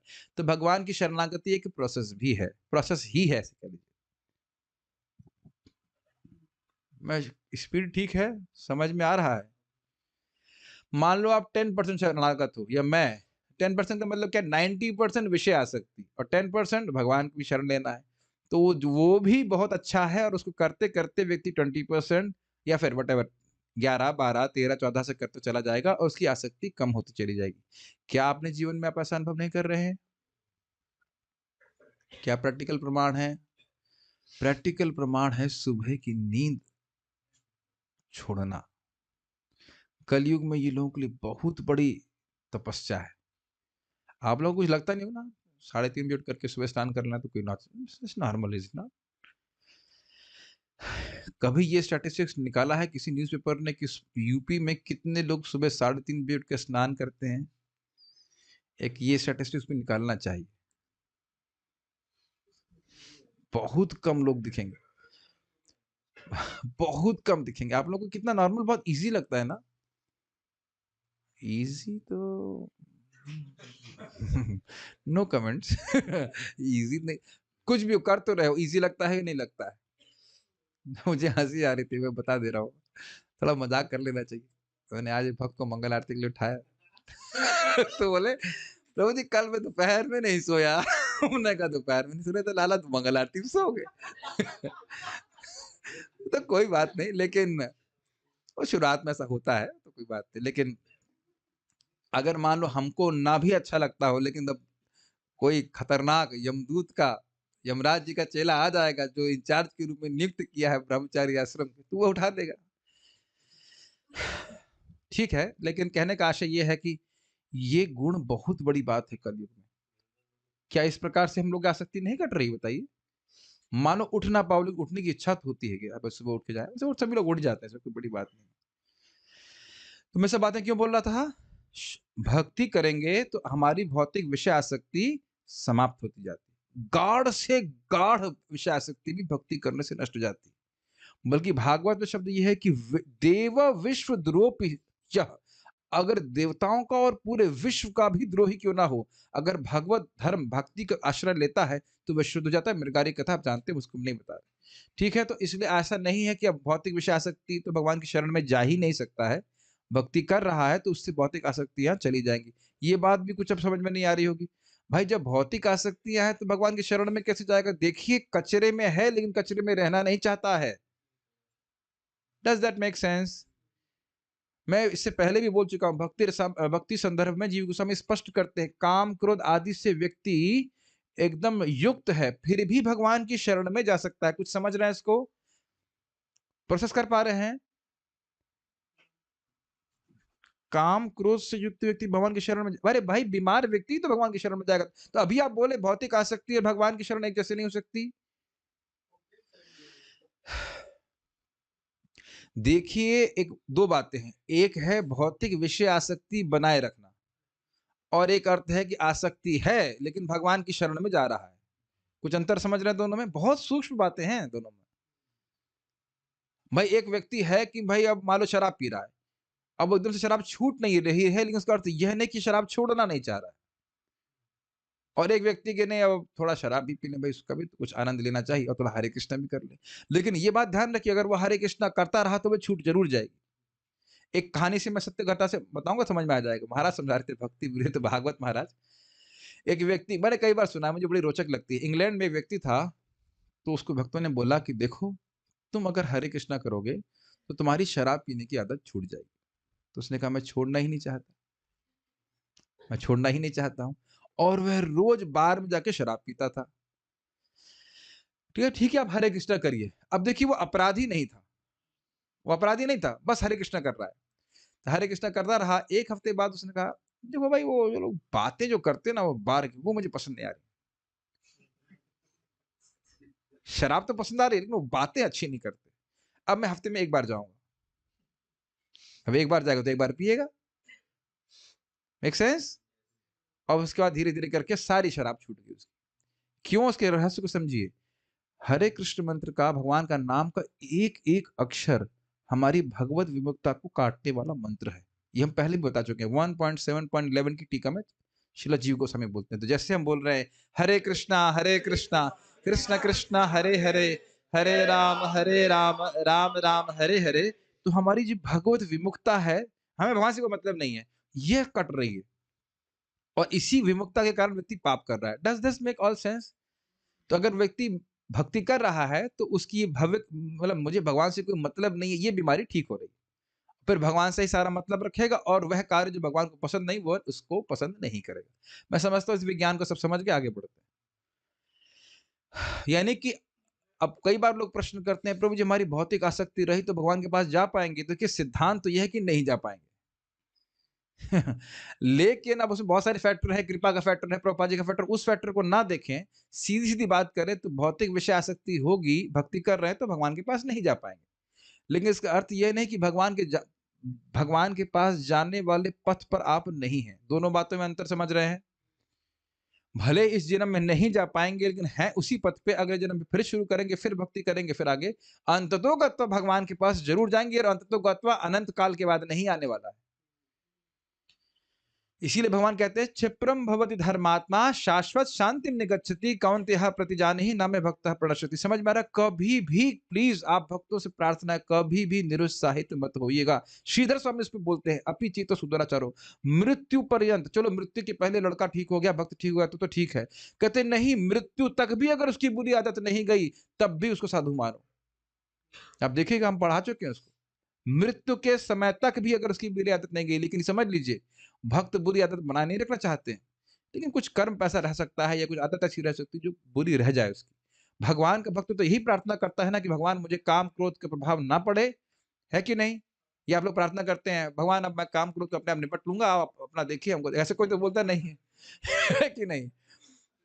और जब हम संघर्ष में पिट जाते हैं तो अच्छी बात है भगवान के शरण में जाते हैं। भगवान हमसे तो नहीं हो रहा है। अब हमने बहुत प्रयास कर लिया, ऐसा करिए अब आप कॉन्ट्रैक्ट ले लीजिए, आप ही कीजिए, है कि नहीं? तुम ही ऋषिकेशा ऋषिकदम्य बोलते हैं ना, हमारे पास कोई सामर्थ्य नहीं है, इसलिए हमारा हारना भी बहुत ज़रूरी है, नहीं तो हम सोचते हैं हम हीरो हैं। मैं सब उन बातों को लेके चल रहा हूँ कि विषय आसक्ति होने के बाद भी व्यक्ति भगवान की शरण में जा सकता है। If he wants to go कहने का अर्थ है। हाँ, आप कुछ बोल रहे थे? ये देखिए क्या लिखा हुआ है, जब वह भौतिक आसक्ति से मुक्त हो जाता है और भगवत धाम वापस जाने के लिए सक्षम हो जाता है। हाँ, अब एक प्रश्न ये बनता है कि अगर धाम में शरीर छोड़ेगा तो क्या भाई धाम का तो प्रभाव तो अपना ही है। वहाँ तो कीड़ा भी मरेगा तो भगवान के पास जाएगा, तो धाम में मरना इतना आसान है। आप धाम में मर रहे, आप भगवान करे धाम में मरें, हम दोनों बगल-बगल मरते हैं। तो अगर हम लोग मरते हैं तो अब ये कोई विशेष प्रयोजन नहीं भगवान का, बताइए? हाँ, लेकिन उसमें भी जानते हैं कि अगर कोई धाम में कोई गड़बड़ काम करता है तो गौशाला का पिग बन सकता है या व्हाटएवर। वो भी कोई घबराने की बात नहीं, क्योंकि वो बंदर बना तो उसके 15 साल के बाद फिर भगवान के पास चला जाएगा, तो घबराने की ज़रूरत नहीं है। हाँ, लेकिन भक्त अच्छे से अच्छा नहीं, एक्चुअली बोरिंग होता है। अगर आप देखिए फॉल डाउन्स आर बोरिंग। जो पतन है ना बहुत बोरिंग है। भगवान मैं कोई मतलब प्लीज़ मैं बहुत कमज़ोर व्यक्ति हूँ, मैं कुछ अहंकार में नहीं बोल रहा हूँ, लेकिन पतन ना बहुत बोरिंग है, बहुत बोरिंग है। भगवान की भक्ति कितनी अच्छी है, अच्छा प्रसाद, अच्छा सब कुछ है कि नहीं? क्या है, पतन होकर क्या बोरिंग है एक्चुअली। मैं अहंकार में नहीं बोला, it's really boring, to fall down is boring. क्या वो इंद्रिय तृप्ति क्या सुख दे देगी भई? क्या दिया है और आज तक क्या मिल जाएगा? इंद्रिय तृप्ति की वजह से तो सब कुछ कर रहा है, क्या मिल जाएगा बताओ किसी को? महाराज परीक्षित अपनी माता के गर्भ में शरीर धारण करते हुए ही भगवान के प्रति विशेष रूप से अनुरक्त हो चुके थे और निरंतर भगवान की शरण में रह रहे थे। कितना सुंदर बात प्रभुपाद कह रहे हैं। ऐसा नहीं है कि आके साधना किए हों, वह तो माँ के गर्भ से ही सिद्ध थे। ठीक है? ब्राह्मण पुत्र, एक मिनट से पहले आगे जाए फिर सिंहावलोकन करें। अगर जेल में सारे दरवाजे खोल दिए जाएं और फिर भी मैं नहीं निकल रहा हूं तो किसका दोष है? समझ में आ गया? है ना? एकदम अब मुँह पे थप्पड़ मारने वाला बात बोल दिया ना हमने। सारे दरवाजे खुले, हरे कृष्ण मंत्र है, सब कुछ है, भगवान का प्रसाद है, भक्तों का संग है, सब कुछ है। फिर भी विषय आसक्ति को पालना, ये तो वही हुआ ना कि जेल का दरवाजा खुला है, आ जाओ हमारे पास। वही बंदर की तरह सुराही में पकड़े हुए और उसके बाद मुट्ठी नहीं खुलना। ये बात बहुत गंभीर है, हम सम अपने में भी बोल रहा हूँ, हमको बहुत बार पता रहता है, एटलीस्ट मुझे तो पता रहता है ये चीज़ ठीक नहीं है। बहुत सूक्ष्म रूप से भी ये ठीक नहीं है, but I want to do it. इसे कहते हैं भौतिक आसक्ति बनाए रखना। समझ में आया? मुझको पता है कि ये ठीक नहीं है, लेकिन थोड़ा तो चलता है। आई मीन लिटिल तो चलता है। ऐसा कैसे? थोड़ा बहुत तो चलता है, इज़ इट नॉट? और किसी को पता भी नहीं चल रहा, पता है? Nobody is knowing this. I am eating that भोगा जलेबी नॉट ऑफर्ड। वो जलेबी ऑफरिंग नहीं हुई है, फिर भी खा लेता हूँ। क्या दिक्कत है? सुने हैं कि भालो ना खाई बे और भालो ना पड़ी बे, लेकिन अब क्या कहें, कुछ वो तब याद आता है जब जलेबी पेट में पहुंच जाती है कि नहीं?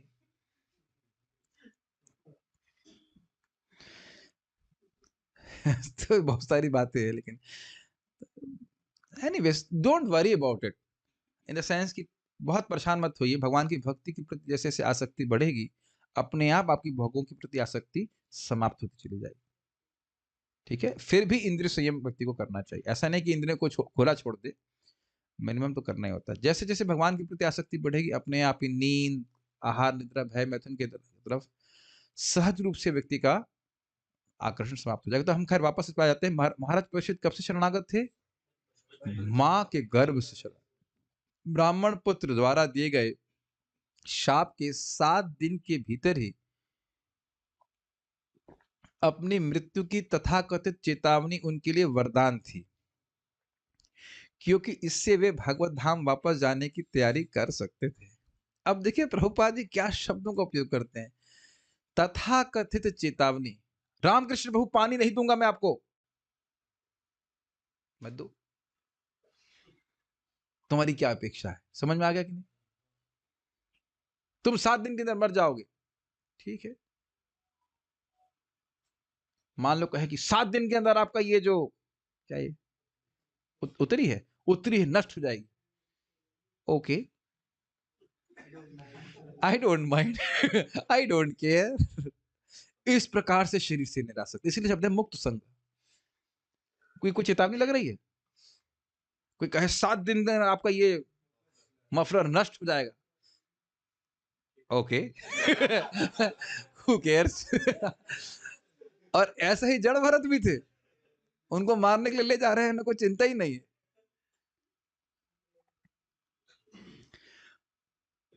ऐसे समझिए, ऐसे समझिए इसको, जैसे सब लोग एयरपोर्ट पे तो गए होंगे, हवाई जहाज में बैठे होंगे, अनाउंसमेंट होती है कि भाई इस फलाने वजह से आपका हवाई जहाज फ्लाइट आने वाली है, तो आप खुश हो जाते हैं कि नहीं? उसको चेतावनी तो कहते हैं, अरे ये तो अलार्म बज रहा है।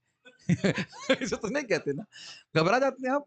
नहीं नहीं नहीं, टेंशन हो रही है, फ्लाइट आ रही है, फ्लाइट आ रही है। नहीं ना।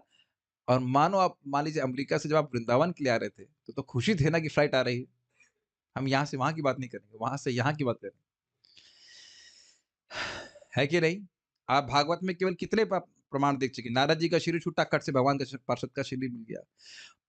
अजामिल का शरीर छूटा, भगवान का पार्षद। ध्रुव महाराज तो उसका शरीर ही चेंज हो गया। चित्रकेतु महाराज भी, चित्रकेतु महाराज शरीर छोड़ना चाह रहे थे, मरना चाह रहे थे, तो वो युद्ध कर रहे हैं इंद्र महाराज से, इंद्र जी से। और कौन सा उदाहरण याद आ रहे हैं भगवान के पास जो गए हो? इन लोगों का तो याद ही आ रहा है, बाकी का। हाँ, खटवांग महाराज। तो आप देख सकते हैं कि उनको समझ, कब हम लोग ऐसा करना शुरू करेंगे कि भाई मेरा जीवन वाइंड अप करने के लिए, वाइंड अप समझते हैं आप लोग? जैसे किचन में करते हैं ना, फैलाते हैं, कुकिंग करने के बाद वाइंड अप करते हैं। बहुत सुंदर शब्द है वाइंड अप। वाइंड अप समझ रहे हैं आप मेरी बात? when we are going to start winding up our material existence in this world, कब हम अपने जो सारा हमने जो ताम झाम फैला लिया है जगत में, ये है वो है, और कई जन्मों से फैला ही रहे हैं, कब इसको वापस लेने की प्रक्रिया शुरू करेंगे, ये हमने सोचना है। मुझे पता है, जब मैं, अब भक्तों से तो हम बात ही नहीं करते, भक्तों को तो हम देखते रहते जो इस जगत में सेटल होने का प्लान, लाइफ में सेटल होना मांगता है कि नहीं? ये कहाँ से डायलॉग आ रहे हैं मेरे मुख से पता नहीं, लेकिन समझ गए। क्या का सेटल हो रहे हो भाई? तुम गृहस्थ हो चाहे ब्रह्मचारी हो, क्या ये भौतिक जगत कभी सेटल होने दिया? किसी को होने दिया जो आपको होने देगा? एक भक्त बोल रहे थे, हम चाहते हैं कि लड़की हमारी सेटल हो जाए। हमने कहा आप हुए? शॉक। लोग सोच नहीं पाते इस तरह से। क्या आप गृहस्थी में जाकर के सेटल हुए? आज तक कोई जगत में सेटल हुआ है? भाई हम गृहस्थ लोग भी यहाँ पे हैं, कुछ लोग हुआ कोई सेटलमेंट ना? अरे उन पे नहीं हंसे। और ब्रह्मचारी का भी सेटल हुआ है क्या? बताइए कोई। ये भौतिक प्रकृति लगी पड़ी है कि आप सेटल नहीं होने दीजिए, वो कोसती रहती, चल भगवान की तरफ, ये सेटल होगा यहाँ पे, ये ले। आदि भौतिक, आदि दैविक, आध्यात्मिक, कोई ना कोई कष्ट होता ही रहता है कि नहीं? कुछ भी नहीं होगा तो अपना शरीर ही कष्ट देगा, देगा कि नहीं देगा? कहाँ सेटल हो जाएंगे बताइए? कि बहुत बड़ा अज्ञान, टोटल अज्ञान है कि अगर व्यक्ति सोच रहा है कि मैं जगत में सेटल हो जाऊंगा, पैसा कमा लूंगा, ये कर लूंगा, वो कर लूंगा, उसका कोई प्रॉब्लम नहीं रहेगी, उसके बाद भक्ति करना शुरू करूंगा। ये भक्त भी इस प्रकार से सोचने लग जाते हैं कभी। बहुत बड़ा अज्ञान है, टोटल अज्ञान। कमल दल जल जीवन टलमल, भजहूं हरिपद नीति रे। ठीक है। एक बात और मैं कहना चाह रहा था कि अगर भगवत धाम जाने की तैयारी कर रहे हैं तो सीरियसली क्यों नहीं करते? हो सकता है कि हम पार ही हो जाएं। बहुत सुंदर शब्द इसमें आता है, water at 99 degree Celsius does not know if it decrease by 1 degree it will become steam. बहुत अच्छा शब्द है, सुना है आपने पहले?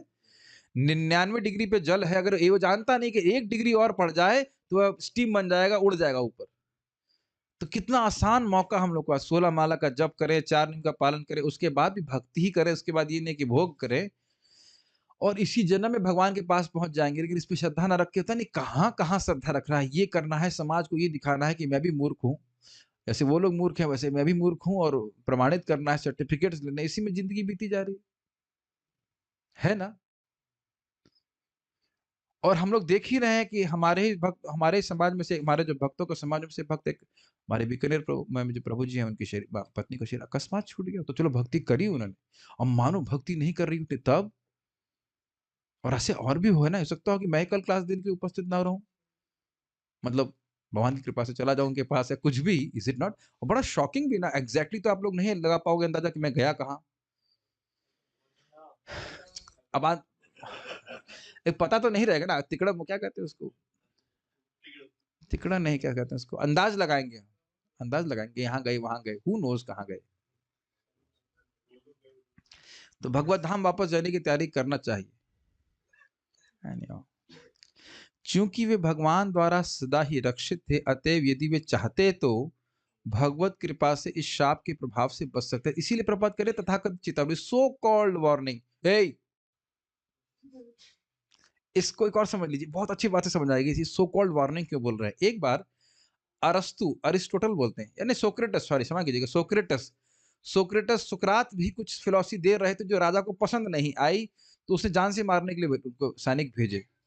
तो सैनिक बोले, खबरदार, तुम लोग, अब तुम्हारी मृत्यु सामने आ गई है, हम तुमको पकड़ रहे हैं।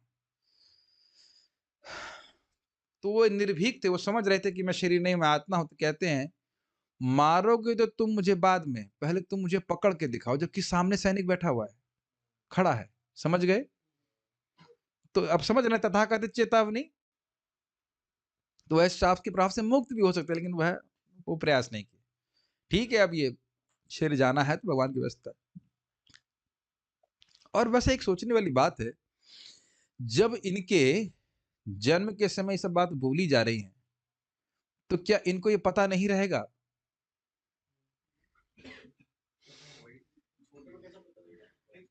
आपको अपनी जन्म पत्री नहीं पता है? कि आप लोग को अपनी जन्म पत्री नहीं पता है कुछ? सभी लोग अपनी पत्री पढ़े रहते हैं, है ना?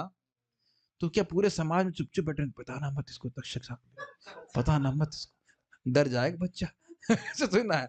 अरे भाई, जो ब्रह्मास्त्र से नहीं डरा, वीर शब्द आए थे ना, उनको पता भी होगा। मैं तो एक इंटरपोलेशन, एक्स्ट्रापोलेशन कर रहा हूँ कि इन्हें जरूर पता भी रहा होगा। राजा को क्या नहीं पता है? पता ही है, कैसे करेंगे? भागवत हम ही पढ़ रहे हैं क्या? देखिए, ऑब्वियसली उन्होंने भागवत उस तरह से पढ़ी नहीं होगी, लेकिन मुझे ऐसा, मैं मान सकता हूँ कि उनको पता भी होगा ये बात। मतलब पता रहता है, अपने बारे में पता ही होगा आप लोगों को, भविष्यवाणियां कुछ नहीं पता है? अच्छा, भविष्यवाणी नहीं, मतलब सेंस पत्री में लिखा रहता है, कुछ-कुछ मालूम रहता है कि भाई शादी में दुःख भोगेगा कि सुख भोगेगा, कि पत्नी अच्छी आएगी, बुरी आएगी, वो। और अद्भुत बात ये है कि जिन लोगों की पत्री में लिखा रहता है कि शादी का सुख नहीं है, वो भी करते हैं शादी। ट्राई करने के लिए, may be wrong, may be wrong, लेकिन दुःख की बात है कि वो होता वही है। तो कहने का अर्थ ये है, मैं खाली बोल रहा हूँ कि हम ऐसा अज़्यूम कर सकते हैं, कि दर्शन ले सकते हैं कि उनको पता रहा होगा, लेकिन उनको कोई डर नहीं था इस बात। लेकिन उन्होंने बिना किसी कारण के भगवत, बहुत सुंदर लाइन है, प्लीज ध्यान से सुनिए, अमेजिंग लाइन है। आई मीन, प्रभुपाद जी की ना, they are real personal expressive of Srila Prabhupada, अद्भुत तात्पर्य है। लेकिन उन्होंने बिना किसी कारण के भगवत कृपा का अनुपयुक्त लाभ उठाना पसंद नहीं किया।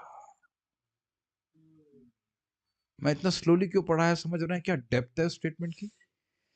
आप ये बताइए कि थोड़ा सा धन कम हो जाएगा तो भी भगवान के आगे कुछ एक्स्ट्रा दो चार हरे कृष्ण मंत्र करना शुरू कर देगा कि नहीं? तो बहुत गंभीर बात है, बहुत खतरा आ गया है कि नहीं? और यहां जान जा रही है, उसके लिए प्रभुपाद क्या कह रहे हैं? बिना किसी कारण के। ये कोई विशेष कारण नहीं था कि जिसके लिए वे भगवान से याचना करते कि मुझे बचाइए। अपितु आप आगे देखेंगे, पता है प्रार्थना क्या करते हैं? कि जो मेरे संग होना है वो अभी हो जाए, आगे की जो मेरी पीढ़ियां हैं उन पे कोई आंच नहीं है, ऐसा करके शब्द को इस्तेमाल कर, बड़े अद्भुत।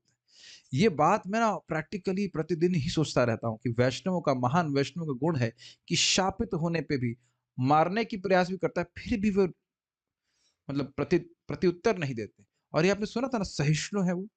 ये क्या अद्भुत लाइन नहीं लग रही आपको? मरने की नौबत आ गई है, मरने का मतलब क्या कहते हैं उसको, अल्टीमेटम दे दिया गया है, और वो चाहते तो भगवान को बोल देते, भगवान निरस्त कर दे। भाई, जो ब्रह्मास्त्र को निरस्त कर सकते तक्षक क्या है कि नहीं? बोल देते भगवान, ये देखिए, जरा सा देख लीजिएगा इसको, ये तक्षक को, क्या कठिनाई है? और ध्यान दीजिएगा, हम आपको कहानी सुनाए नहीं थे, लेकिन बब्रुवाहन ने अर्जुन को मार दिया था, और मरने के बाद फिर से मणि के द्वारा सुंघा करके जिंदा भी कर दिया गया था अर्जुन को। कहानी अलग रह गई, कभी सुनाऊंगा उसको। ये कहानी क्या थी टुमारो। तो क्या यह तक्षक से नहीं अपनी रक्षा कर सकते थे? बिल्कुल कर सकते थे। कहा ये तो अब क्या कहते हैं इसको, मफलर को बचाने के लिए कृष्ण ने क्या प्रार्थना कर, इस प्रकार से महाराज कहते थे, इसे उदाहरण देकर कि जड़ भरत उतने भी आसक्त नहीं थे, कोई ब्रह्मचारी का कोपिन खो जाएगा तो भी वो डरेगा, किसने चुरा लिया, इतने भी आसक्त अपने शरीर से नहीं थे। महाराज ऐसा बोलते ऐसा बिल्कुल है ना। हम लोग, मैं बता रहा हूँ, एक बार मेरा मोजा किसी ने, भक्त ने उसे गुड़मुड़ कर करके बाल्टी में रख दिया था, उसको इतना डांट लगाया मैं मंगल आरती में इतना डांट ढूंढा मैंने उसको, मैंने कहा तेरी इतनी हिम्मत, तुरंत मेरा अहंकार आ गया, इंचार्ज का कोई सब तुम सम्मान नहीं करते हो, मेरा मेरा मोजा उठा के रख दिया तुमने, मैं ठंड में मर गया ये वो। बाद में आके भाई जड़ भरत का तो शरीर जा रहा था, वह भी कुछ प्रतिकार नहीं कर रहे थे, हम यहाँ मोजे के लिए प्रतिकार कर रहे हैं। भगवान कैसी परीक्षा लेते हैं, पता नहीं किसी जाड़े का सीन था ये। और शरीर छूट रहा है और उन्हें कोई परवाह नहीं, भगवान के लिए वहां से इसके लिए बिल्कुल प्रार्थना नहीं की, बिल्कुल प्रार्थना नहीं की। कभी कभी लोग ना परीक्षित महाराज के चरण में अपराध करते कि वो डर गए थे, बिल्कुल मूर्खता होगी। जो ब्रह्मास्त्र से नहीं डरा वो तक्ष से डरने वाला है ना। ये लाइन मुझे बहुत अच्छी लगी थी इसमें। प्रत्युत उन्होंने इस नुकसान के सौदे का सर्वोत्तम लाभ उठाया, best use of a bad bargain, ये लिखा है प्रभुपाद ने, बहुत अच्छी बात है भाई। ये इसको परीक्षित महाराज समझ रहे कि मरने का समय, तो चलो अब तो कोई कुछ नहीं कहेगा कि राज्य करो। उससे पहले तो कहते ना कि भाई आप दायित्व, इज नॉट, भाई तुम्हारी पत्नी है, बच्चे हैं, ये सबका राज्य का ध्यान रखो, बोलता। अब तो कोई नहीं बोलेगा ना कि और भी कुछ करना है, और भी कुछ काम करना है। डज दैट मेक प्रोसेसिंग हो रहा है प्रोसेस? उनसे बड़ा तो कोई मैनेजर नहीं था ना, पूरे विश्व का मैनेजमेंट कर रहे थे। चलो अब तो छोड़ो, अब सारा मैनेजमेंट छोड़कर केवल भगवान की शरण में जाना है, सीधे भगवान का ही स्मरण करना है। Does that make sense? अच्छा ही हुआ कि इसने हमको 7 दिन का मौका दे दिया, अब हम केवल भगवान का भजन करेंगे। ठीक। और इसी कारण से जब भागवत सुन रहे हैं तो कहीं भागवत में वर्णन नहीं है कि कोई डिस्टर्ब करने आया हो कि भाई यह काम भी कुछ करिए, कोई डिस्टर्बेंस नहीं। भागवत सुन रहे नॉन स्टॉप, बिना खाए बिना सोए बिना कुछ पिए, और भागवत सुनते सुनते भगवान के पास चले गए। तो अच्छा बैठना, इसे कहते हैं best use of a bad bargain. और यही बात हमारे ऊपर भी घटित है। ये शरीर बहुत हीन है, कतई खराब मतलब बिल्कुल खराब है, और इसका उपयोग अगर हम भगवान की सेवा के लिए करते हैं तो नुकसान के सौदे का सर्वोत्तम लाभ मिलता है। इस बात को समझ पा रहे हैं? जैसे मान लीजिए आपने कोई वस्तु खरीदी, धोखे में कोई गलत वस्तु आपने ले ली, ऐसा होता है कि नहीं? अब वापस तो होगी नहीं, नॉन रिटर्नेबल ऑफर ऐसे बोलते ना। तो अब क्या करें? अब उसका आप सर्वोत्तम उपयोग कर सको, यह फायदा है, इसको बुद्धिमानी कही जाती है। तो किसी न किसी तरह से भौतिक शरीर प्राप्त हो गया है, कभी नहीं सोचना कि मैं कितना हैंडसम लग रहा हूँ या सुंदरी लग रही हूँ, कुछ भी सुंदर नहीं शरीर में। ठीक है, कान में हाथ डाल के देख सकते हैं, नाक में हाथ डाल, अभी नहीं समझ रहे हैं? सब छिद्रों से गलत वस्तुएं निकल रही हैं, कुछ सुंदर नहीं है, ये बुरी ही सौदा है हमको प्राप्त हुआ, इसको भगवान की सेवा में लगा करके भगवान के पास चले जाओ, ये सबसे बुद्धिमानी की बात है। ये सब बातें हमको रोज सुननी होती हैं अपने कल्याण के लिए, ताकि कल सुबह जब करते समय ये ना कहें कि इंचार्ज कहाँ फंस गया, मैं क्यों ये 16 माला करने के लिए कह रहे हैं। We can only train devotees to be sincere, rest they have to do. Clicks? Okay. उन्होंने लगातार 7 दिनों तक उपयुक्त पात्र से श्रीमद् भागवत सुना और इस तरह वे भगवान के चरण कमलों का आश्रय प्राप्त कर सके। आगे श्लोक हम कल देखेंगे। मुझे पता है थक जाते हैं, 2 श्लोक बहुत हो गया, बहुत सारी बातें हमने सीखने को मिली हैं, उसको हम लोग कल सुनने वाले हैं। यस प्रभु, कुछ पूछना चाहते हैं? माइक पे बोलिए, माइक दे सकते हैं, वहां तक पहुंचेगा नहीं तो मैं रिपीट कर दूंगा अगर आप। Param Preyasi Mata ji, will give you chance also, let Prabhu ask the question. Yes Prabhu. Hare Krishna. हाँ। प्रभु जी, उन 7 दिनों में इतने लोग भागवत सुन रहे थे, क्या उधर भी किसी की मृत्यु? क्या उनको भी भगवान की प्राप्ति हुई? देखिए नारद जी तो मुक्त पुरुष हैं, वेद व्यास तो मुक्त पुरुष हैं ही। अब उनका मृत्यु का समय ना भी आया हो, लेकिन हम जानते हैं कि भगवान की भक्ति में संलग्न होना ही अपने आप में मुक्ति है।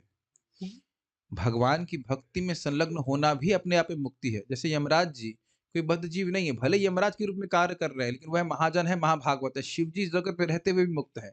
तो मान लो कोई कथा सुनने के लिए आ रहा है, लेकिन उसका मृत्यु के समय भी नहीं भी आया हो, तो भगवान की कथा सुनने से व्यक्ति मुक्त ही है, उसको भगवान का प्रेम बढ़ ही रहा है भगवान के प्रति। सभी का भगवान के प्रति प्रेम बढ़ा ही, ये गहरा समझना होगा हमको, जो कोई भी समय कथा सुन रहा था। या उस समय मृत्यु को आने का ही वो नहीं था? ऐसा नहीं कि जो भागवत सुनेगा वो सब मरेगा तुरंत। उस समय हाँ, उसी की बात कर रहा हूँ। जो परीक्षित महाराज जब सुन रहे थे, तो उनके संग जो अन्य ऋषि सुन रहे थे, तो उनके मरने का समय नहीं आया था। और आप ध्यान सकते हैं, नारद मुनि तो दिव्य शरीर में रहते हैं, उनके मरने का कोई प्रश्न ही नहीं। परीक्षित महाराज के मरने का समय था। अब जैसे एग्जाम्पल आप समझ सकते हो, भागवत महात्म्य में लिखा हुआ है गोकर्ण जी। तो गोकर्ण जी ने देखा वैकुंठ से विमान आया और धुंधुकारी चला गया और मैं यही रह गया। तो कहे मेरे से क्या गलती हो गई, मैंने भागवत सुनाई, मैं नहीं गया और ये चला गया। नहीं सुनी तो गांव वाले इसलिए नहीं गए क्योंकि वो मनन नहीं कर रहे थे, लेकिन गोकर्ण जी कर रहे थे, भाई हम तो सुना रहे थे मनन कर करके, तो भाई हम क्यों नहीं गए। तो ने कहा आपको लेने के लिए भगवान आएंगे। तो भगवान अपने भक्तों की जगत में इसलिए रखते हैं ताकि भगवत धर्म का प्रचार भी हो सके। ये तो वही प्रश्न हो गया कि 16 माला कर रहे से सब लोग चले जाते, तो आप क्यों नहीं गए रहे, तो तुम प्रश्न किससे करते। मेरे को मेरे एक मतलब बहन ने, कजिन बहन ने पूछा कि प्रभु जी, भैया जो भी था, 16 माला करने से चले जाते, तो आप क्यों नहीं गए। तो हमने कहा आप प्रश्न किससे करती, भाई प्रचार करने के लिए भी तो कुछ लोग चाहिए ना यहाँ पे, कि भगवान ही सारा कार्य करते रहेंगे। इहा यस्य हरिदास्य कर्मणा मनसक्रिय इत्यादि। इस जीवन में भी रहते हुए भक्त मुक्त रहता है और भगवान के पास तो वापस जाएगा ही। Param Preyasi Mata ji wants to answer ask a question, so one second. तो यहाँ पे प्रश्न है कि खटवांग महाराज के बारे में भक्त जानना चाहते हैं, है कि नहीं। अच्छा बात आ रही, क्योंकि थोड़ी सी कहानी। खटवांग महाराज देवताओं के तरफ से युद्ध कर रहे थे सेनापति के रूप में।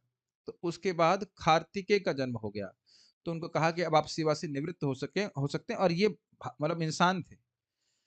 तो उन्होंने कहा कि क्या वरदान चाहिए। तो उन्होंने कहा कि आप ये बता दीजिए कि मेरी मृत्यु कितने समय, मतलब कब आएगी। तो कितना समय बोले, 1 मुहूर्त 2 घड़ी, जो कोई भी मैं समझता हूँ 48 मिनट बोला गया था टोटल मिला करके। 48 मिनट आपके पास बाकी हैं, तो आप अब उसमें मृत्यु को प्राप्त हो सकते हैं। तो इन्हें कहा कि ठीक है, तो उस 48 मिनट में वह भगवान का स्मरण करें। स्मरण मन को फिक्स कर लिया, भगवान ने मन को फिक्स कर लिया भगवान के पास। हाँ, इस जगत में लाया गया था, और उसके बाद उन्हें 48 मिनट में भगवान को प्राप्त कर लिया। कोई कठिनाई बात नहीं। ठीक है, और कोई प्रश्न यहाँ पे, और प्रश्न है तो आप टेलीग्राम से कर लीजिएगा। ओके, ठीक है। हरे कृष्णा। श्रीमद् भागवतम की जय। श्रील प्रभुपाद की